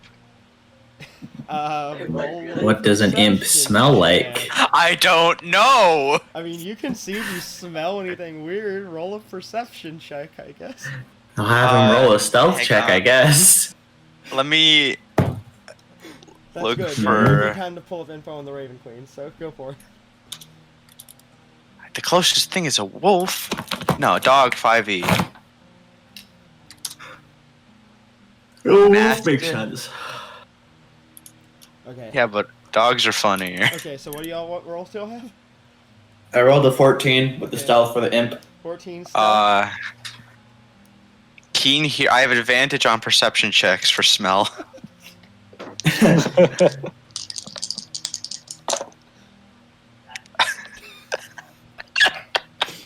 Did you roll 2 nat ones? I got a 1 and a 2. What are these rolls? We found our No kill player. today. So, you said you have advantage? That means, okay, that means I'm working with the 2 here, okay. It's technically it's a 7. Okay, so as, you sit I smell down, a begin to squirrel and get smell the distracted. air, you smell a squirrel, then you smell a horse, then you smell Sameen. In fact, you just smell everyone that's in the wagon. You don't fucking smell anything out of the ordinary. God damn it. All Sameen right, doesn't so- actually even notice that that Seal's looking around as a dog, so- because she's looking through the eyes of the imp. So, Bark. Sameen, anyway, besides that stupid shit, you said you were reading the book on the Raven Queen? Yep. Okay, so how many, so the travel is about 5 days worth of travel. How often do you Mhm. plan on reading during that time? Probably at least for 3 of the days. About 3 of the days? Okay, so in that case, you definitely are able to get a lot of knowledge from the book. Knowledge. But it's really, like I said, it's at the same time, it's very limited. There are many deities in this book being talked about, many patrons, but none of them are super, super in depth. It's more just broad knowledge. So when it comes to the Raven Queen, you are able to find out that the Raven Queen is an entity from Shadowfell. And the Raven Queen was actually worshipped and revered by a group known as the Shadar Kai. As you continue reading, you are able to find out that the Raven Queen doesn't really have a physical form of any kind, and instead tends to take on different appearances of just symbols and items and pictures. The Raven Queen, you know from reading, is obsessed with collecting different types of essences and memories. Usually it stems from different types of tragedy and perils that someone went through. And some believe that it even she is a this is not very written out. This is not written out very well. You know that the Raven Queen has a divine realm, but it doesn't say of any way to get to it. So you assume probably through some sort of prayer. Or plane shift. Or plane shift. There's that perhaps the Raven Queen can actually reach out to you. Lastly, the only thing that you really want to get out of the book is that that the people that worshipped her, the Shadar Kai, were actually sent out by the Raven Queen to collect different memories and essences and beings who she could use to collect that essence from, to the point where they were actually scattered through the multiverse. And besides that, that is really all you're able to get out of the book. Alright. Is anyone else doing anything? I know Colgreg is getting in some rest. Sameen just finished reading. Seal's a dog. Seal is passing out, like he's kind of looking like the dog is napping, and suddenly turns back into normal Seal, passed out on the floor. One thing I will point out is this will count as long as you do get in the sleep required, I will count this as a long rest. So. Who's the closest person next to me? I guess I guess I'm driving, but so let's see here. So the wagon's set up just like a normal wagon. You know, there's a seat big enough for two people in the front where the driver of the wagon is, and then in the back it's not super tight space, but it's tight enough that if you all sit, you can probably sit about like 2 to 3 people on one bench, and that'd be arm to arm. So it's really just whoever I guess is close enough to you. I don't really know where everyone's sitting. Yeah, I don't know where everyone's sitting. I think Sameen would be sitting pretty close to the front of the cart, so he'd probably be close to Sameen. And I don't know who else. Alright, well, I guess I'll start chit-chatting with her then. Okay. You awake back there? It kind of takes her a second, because she's looking through the eyes of the imp. It can't hear anything. But... Or do you like tap her at all, or do you just kind of? Well, first I sit there for a while, and then I kind of give her a nudge real quick because she hasn't done anything for the past however long she's been in. Probably about an hour. Yeah, so she's been there, not moving or anything. So I'm just huh. She kind of snaps back to consciousness. He goes, "Sorry, what was that?" I've seen you do that. What's up? Oops. What, Tristan? Oh no, I was saying something stupid. Okay. I've seen you do that a few times. What is that? Do what? You mean just fall asleep? Yeah, but you seem to do it at just strange times, like while we were at Baldur's. I have a familiar.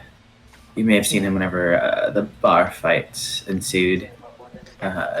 Sometimes I look through his eyes every now and then, make sure there's nothing nefarious going about. Alright. That was some bar fight, wasn't it? Yeah, I guess. I feel like... too different from any of the other ones I've experienced. Fair. I look back at Bear Arms, who's, I guess, recovering from his wounds. Never thought I'd see him that far gone. What do you mean? I mean, he's always been known as this powerful force that can't be stopped. Really? This great... Have you met him before? Before all this, at least? I've heard of him and seen, but we never met in person. Hmm. I should probably leave it at that. Maybe. Depends on if he wants to know anyone else knowing what you know. Maybe. Well, that's all I gotta say, I guess. I'm just looking for some chit chat. Okay. You are. I'm assuming you are both sitting up in the front since you're driving, and now you're talking to Samin. Samin, what is your passive perception again? Since my crow is on my shoulder, 18. 18.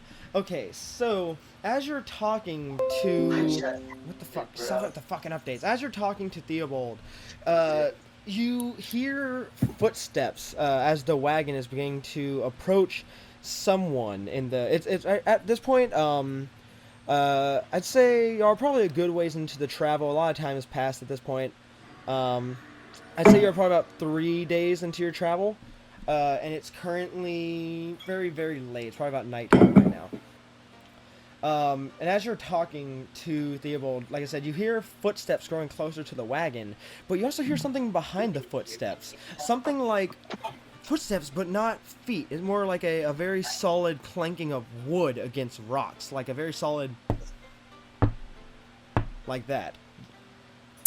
I'm gonna send my imp, who was previously just kind of circling around, out like to wherever the footsteps are and see what's there. So, And I'm gonna go like comatose basically next to feet, so like close my eyes and I'm just gone I again. guess it's weird how we changed. So as you do that, Me? you see a very strange sight. You see a half-elf, a younger half-elf, walking on the path that you are currently on with the wagon. And as he's walking, you see something behind him. You see what seems to be a table walking behind him with all kinds of different just items and sacks piled up on top. And it seems like a fully animate table just following this young half-elf as they're That's approaching your weird. wagon. There seems to be a half elf and a table approaching the cot. How far ahead? He would. She can't hear you. Yeah. Well, to you, so can she just speak then? Like, Yeah, she can only speak. She can't hear or Oh. see anything. So to you, Well, I don't just know just that. So you do know. Yeah. The man at this point is probably about 30 feet away, and he's getting close pretty quick because he's walking towards you, and you're currently riding towards him. Stop the cot. oh, just, I stop it. Okay. As you do, the man continues to approach the cart. Oh, fucking and, concentration. he doesn't look. He actually has no weapons on him. He's just a half-elf male. You see, he actually has a gray mohawk and blue eyes, and his skin is almost a light golden color. He's pretty short, only about 5 feet tall, a little bit over 5 feet tall, but he seems a little strong. As he's moving, you see he has a limp in his leg, but it doesn't seem like it's from a recent wound. It seems like it's just something that he's always had, as he limps every time he takes a step on his right foot. As you approach the wagon, he looks at you all and goes, "Oh, hello, fellow travelers. Greetings. What are you doing out here so late?" Traveling. Ah, yes, that would make sense, wouldn't it? May I offer Maybe. you in my wares? He says and points to the currently animated table that's still walking behind him. Ooh, I love wares. What are you selling? I have a little bit of everything. I have, some small, just adventuring gear, different types of tools. Are you looking for something more affordable, or perhaps something more on the rarer side? Samin's gonna I like make rare. an insight check. Okay, go for it. I don't. Seal is 100% trusting this man with a cool table. I wouldn't doubt it. What's my insight? Is that actually? Oh, there it is. That's a 5. That is a 5. The insight checks are always garbage. So, he doesn't seem like he has any ill intentions at all. And he just seems like a genuine salesman, just traveling with his fully animated table. What do you got? Samin will hop out of the cart and kind of look at what he has. Okay, so he has just, like I said, a little bit of everything. He has he has a little bit of random stuff. He has oil, paper, rations, torches, daggers, darts, But then he has some items that are wrapped up in a blanket and almost kind of hidden underneath the sack. What's in the sack? He looks and goes, "Aha! You have a good eye, I see. Tell me, good sir, are you, Some of others argued otherwise, but sure. do you tell me, good sir, do you like to partake in magic?" I love magic. Oh, I see. I saw a magician as a kid. I always wanted to be one. Right. Well, let me see here. Sorry, I'm currently trying. You guys, he knows about magic. Is Seal just an overgrown child? Yeah. Okay, give me one moment. I'm currently trying to find it. It's for some reason it's Seal showing, can use magic, for some reason it's showing. but he me- doesn't recognize it as magic, really. Sorry, it pulled up earlier. Now it's not letting me pull it up, which is frustrating. Seal does not completely recognize what he does as magic. Okay. Let me see this. If I'll let me pull this up this time. Give me one moment. I'm gonna have to edit this part out because I'm trying to see if this is the right item since the website's not letting me pull it up.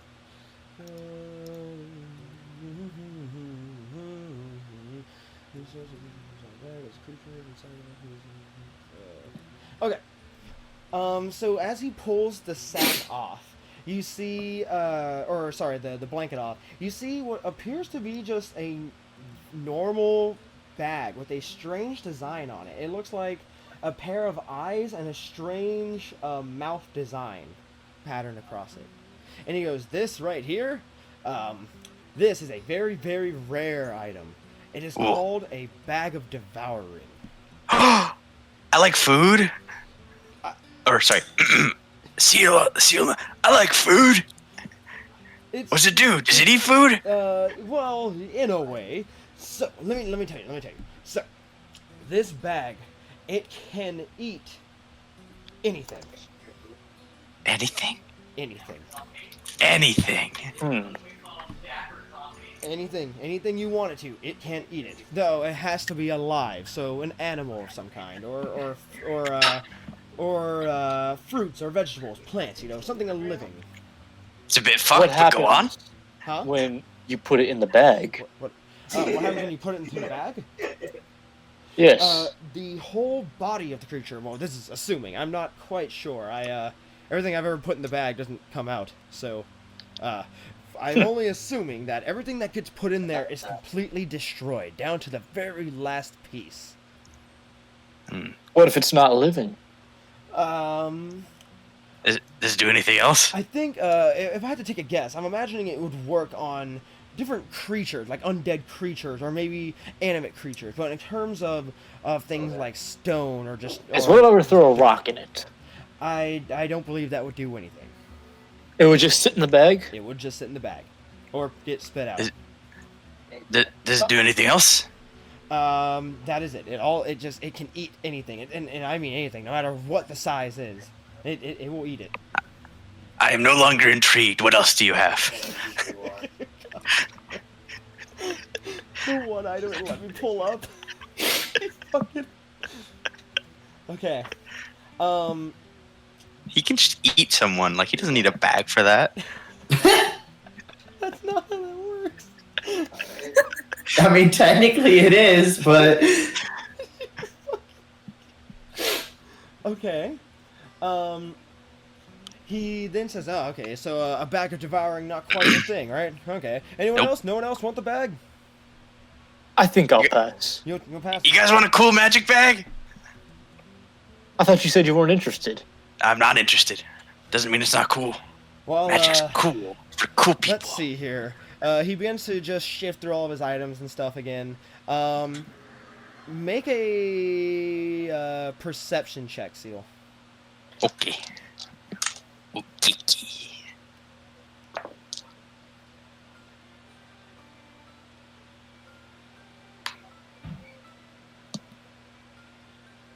16. 16? Okay, so as he's shifting through all of his items and baggage, you see something that does actually catch your eye. As he moves a blanket over to his side, you hear a clang as a boomerang falls from a box, and it falls off and actually lands onto the table. And it's shining and almost glistening in the moonlight. And you can tell it looks like it is imbued with magic of some kind. Boomerang, what is? He looks at it, a little shocked by the fact that you like to boomerang over a bag of devouring, and goes, that is a magical boomerang. It's a boomerang with magic. Does it come back? I mean, it's a boomerang. I would hope so. Oh, how much is it? How much you got on you? How much is it? Well, it is magic. So, let's see here. It's probably going to be... Yeah. Cool. How much is it? Let's go about 85 gold. Hmm. Yeah, you don't seem too enthused. Did something happen? Grandpa died. Had to pay for his funeral. He had a big funeral with a lot of people, so a little short on the money. Okay, It was well, your dead a good. grandfather It was had a no great use for funeral. you. Like we had 2 hams. Do you want the boomerang or not? I want the boomerang. Give me 85 gold. 80 gold. 84 gold.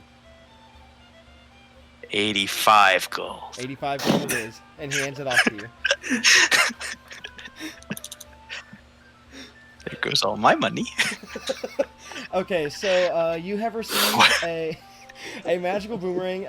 Here, I will send you the link to it right now so you can add it to your character later, okay? Okay. Let me find you. You're fucking not anywhere. There you are. Alright, there you go. Alright, and with that, he looks at the rest of everyone else and says, anyone else want anything? I have items. Not for those prices. Oh, that is only magic, good friend. Only magical items. Magic is quite rare to come across, you see. Not Just a everything is... +1 boomerang. Yeah, but it's still magic. It What is. other- I'm gonna have what 3 items boomerangs by the end of do you have? of this month. What kind of regular objects do you have? Well, we don't have anything too large. We have some arrows, a bunch of daggers. Let's see here. I have a couple of short swords. I have some shields. I have some armor as well. What other magical items do you have? Magical items. Well, let's see here. We have the bag. Would you like the bag? What? How much is the bag? The bag? Well, it has never really served me any use. It doesn't. In use for me, it hasn't really come in handy. So that'll be about let's go with not much more cheaper, but about 70 gold.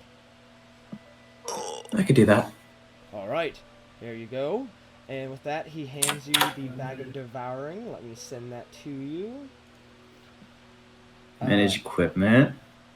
Magical. Where's bag?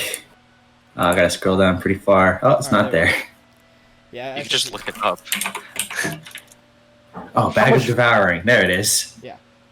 All right. And then he looks at the rest of you and says, anything else? Do you want anything, you there, elf?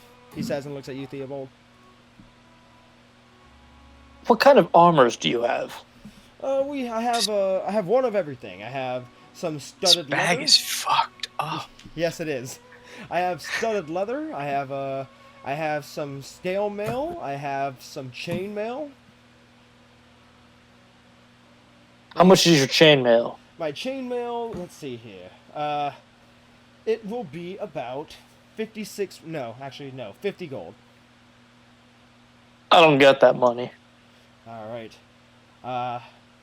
Then How much is the scale mail? the scale mail, that will be about 35 gold. Wait, hold on. How much money did we start off with? Because I don't think I ever... I believe I told you to start off with, let's see, you got 100 from the king. Oh, damn. I am we like start way with off. 40. Huh? Oh shoot, I am too. Yeah, I think I had y'all start off with 40, and then you got 100 Oh. from the king. Oh, so 140 was our start. Okay.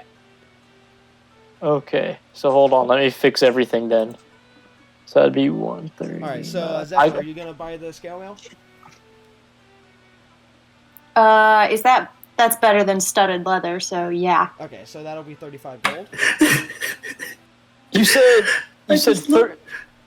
30 gold for the chainmail, For the right? chainmail, that is going to be 50 gold. 50 gold? I thought you said 30 just No, a second I ago. said 50. Pretty sure it was 30, buddy. Theobald, I know I said 50. Maybe it was 35. That is what I just told the other elf here. I told him 35. I told you 50. I'm actually giving you quite the discount on this. So how come the other elf gets 35 and I get 50? Because chainmail is stronger than scale mail. You seem like a strong fighter. I thought you would know such a thing. I have no needs for these constructs of stronger and weaker. Okay, well let me make it simple for you. Chainmail is stronger than scale mail. Now do you want the damn armor? I do. 50 gold. How about 40? 45. It doesn't look like you get many clients out here. Maybe I am a traveler. I'm from everywhere. I just got done making quite the stop in a city not too far from here. Which city? The village of Anor. Anor. Anal. Shut up. Now look, do you know who we are? No. We're not playing the exposure card and then this card. We can't. By the way, I just looked up a use for the bag of devouring. Really bad ideas for uses. Let's see. Portable latrine, which is just a toilet. Garbage disposal. Halfling/gnome carry bag. Hey, what type of person? Wait, what type of person was this dude? What was he? Is he an elf? It's a half elf, yeah. Okay, all right. You know, Just wondering. I'm we're still here on asleep. the king's assignment. You know, we're on the official king of business. Pasto? We're here for the king. Right. And so, well, we- I hate to break it to you, but that king is a bastard, and I don't quite agree with him. Exactly. Yes. Exactly. I call him King Hemorrhoids personally. I don't know what that But means. this is what I'm Hemorrhoids is whenever your intestine hangs out of your butt. I know what that means. He doesn't. Oh. Well, let me tell you. It's not something good. I don't care. I don't care. 45 gold, look, take it or leave it. This is what I'm saying. This is what I'm saying. deal He's anyway. giving me a decent amount of money, but not too much. And I'm trying to keep as much of it out of his economy as I can because we don't like him. And so this way, I take a lot of it out of Pasto, and you still get a good dollar. And let me tell you, half elf to half elf, I feel like we got it going on. He looks at you one last time and says, unless you know how to make this goddamn table stop following me. 45 gold. Can I look at the table? What and about an try and figure autograph? out what it is? The price is We not have going to the change, famous- Theobald. The price is not changing. And what's Samin? Okay. Can I look I'll at the take 45. table and see what I'll it take it. does? I mean, you can see it. It's just standing there. Now, it's directly behind him now, and it's just standing there. I'll take it for Have 45. you tried burning it? I've tried everything. I've burned it. I've shot it. I've thrown it off a cliff. I've tried to drown it. You can't even drown a table when I tried it. Nothing works. Every time it burns, I just wake up the next morning and it's right there again. It sleeps above me. Samin's gonna kind of like crouch down to the table. If you can understand me, can you follow somebody else? The table Come to follow slowly me! takes a step, and it looks at Seal, and then just very, very slowly walks over to him, and almost like a dog, it sniffs his hand in a way. Like, it moves like the front of the table, what you assume is the head, and like a motion like as if a dog would sniff a hand, and then it just stands there right behind Seal. I pat the table. It stands All right, there. mission accomplished. 30 gold. He sighs and goes, "It was that easy," and then takes the gold, and then he looks at all the stuff on the table and realizes, "Shit." And then he very quickly throws everything off the table onto the floor and stands there and says, "I will figure this out. Just get that damn table away from me." All right, let's go, gang. All right. Come with me, table. We have adventures to do. So the table is the table's too big for the wagon. Follow so behind the cart. It will follow behind the wagon. You If anything about this guy is to be believed, it'll no matter how far we get away, it's just gonna show up again. We don't have to care about where it goes. So you now have a permanent animated fucking table following you. Yeah. Now you gotta name it. What shall his I'm gonna name be? name That's the name. I didn't What am I gonna plan name? on this. Seal Junior. No. Your new name is Legerm. Like, Oh no, not this guy. the table looks. Well, I say looks. It tilts to look in your direction, and then it turns back forward and just stands right behind you again. Good Legerm. All right, so everyone piles back into the wagon as the With the table friend the now. table following behind. The half-elf stays behind with all of his belongings on the ground, just trying to figure out what he's gonna do because he didn't think this through. And the wagon begins to continue forward. Goodbye, Magic Man. Gavin just sighs and just falls down on the floor and just sits there sadly. So yeah, the wagon continues on. This is a bit of a stupid question, Okay. but Seal casts speak with animals on himself. Can he hear the table?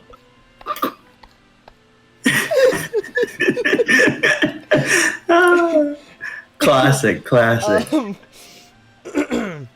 As you cast Speak with Animals, for a moment, everything is silent and you hear nothing.